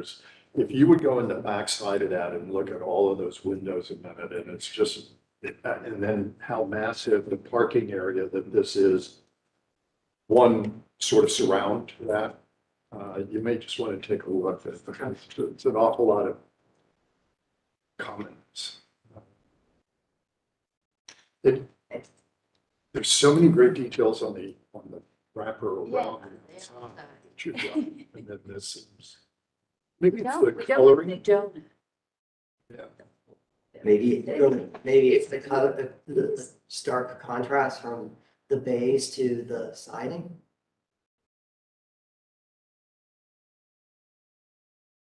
I think there's some other issues with the bay. It's well, maybe the whole elevation, it hasn't decided whether it's a suspended, lifted cube, or if the bays, you know, or some vertical elements also travel all the way back down to the ground. Because right now the bays just feel like they're just kind of popped out, and it doesn't feel, and really we have three different colors going on. They're struggling with the glazing, maybe four. So there's the hierarchy is a little bit undetermined right now.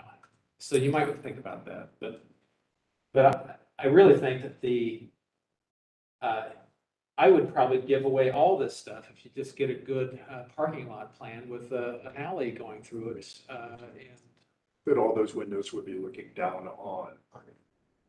So I really think the site stuff is more important to me. And we can explore some options there. We are limited by current zoning requirements for a certain number of parking spots. Doesn't mean that we can't dress up that lot. Yeah, very.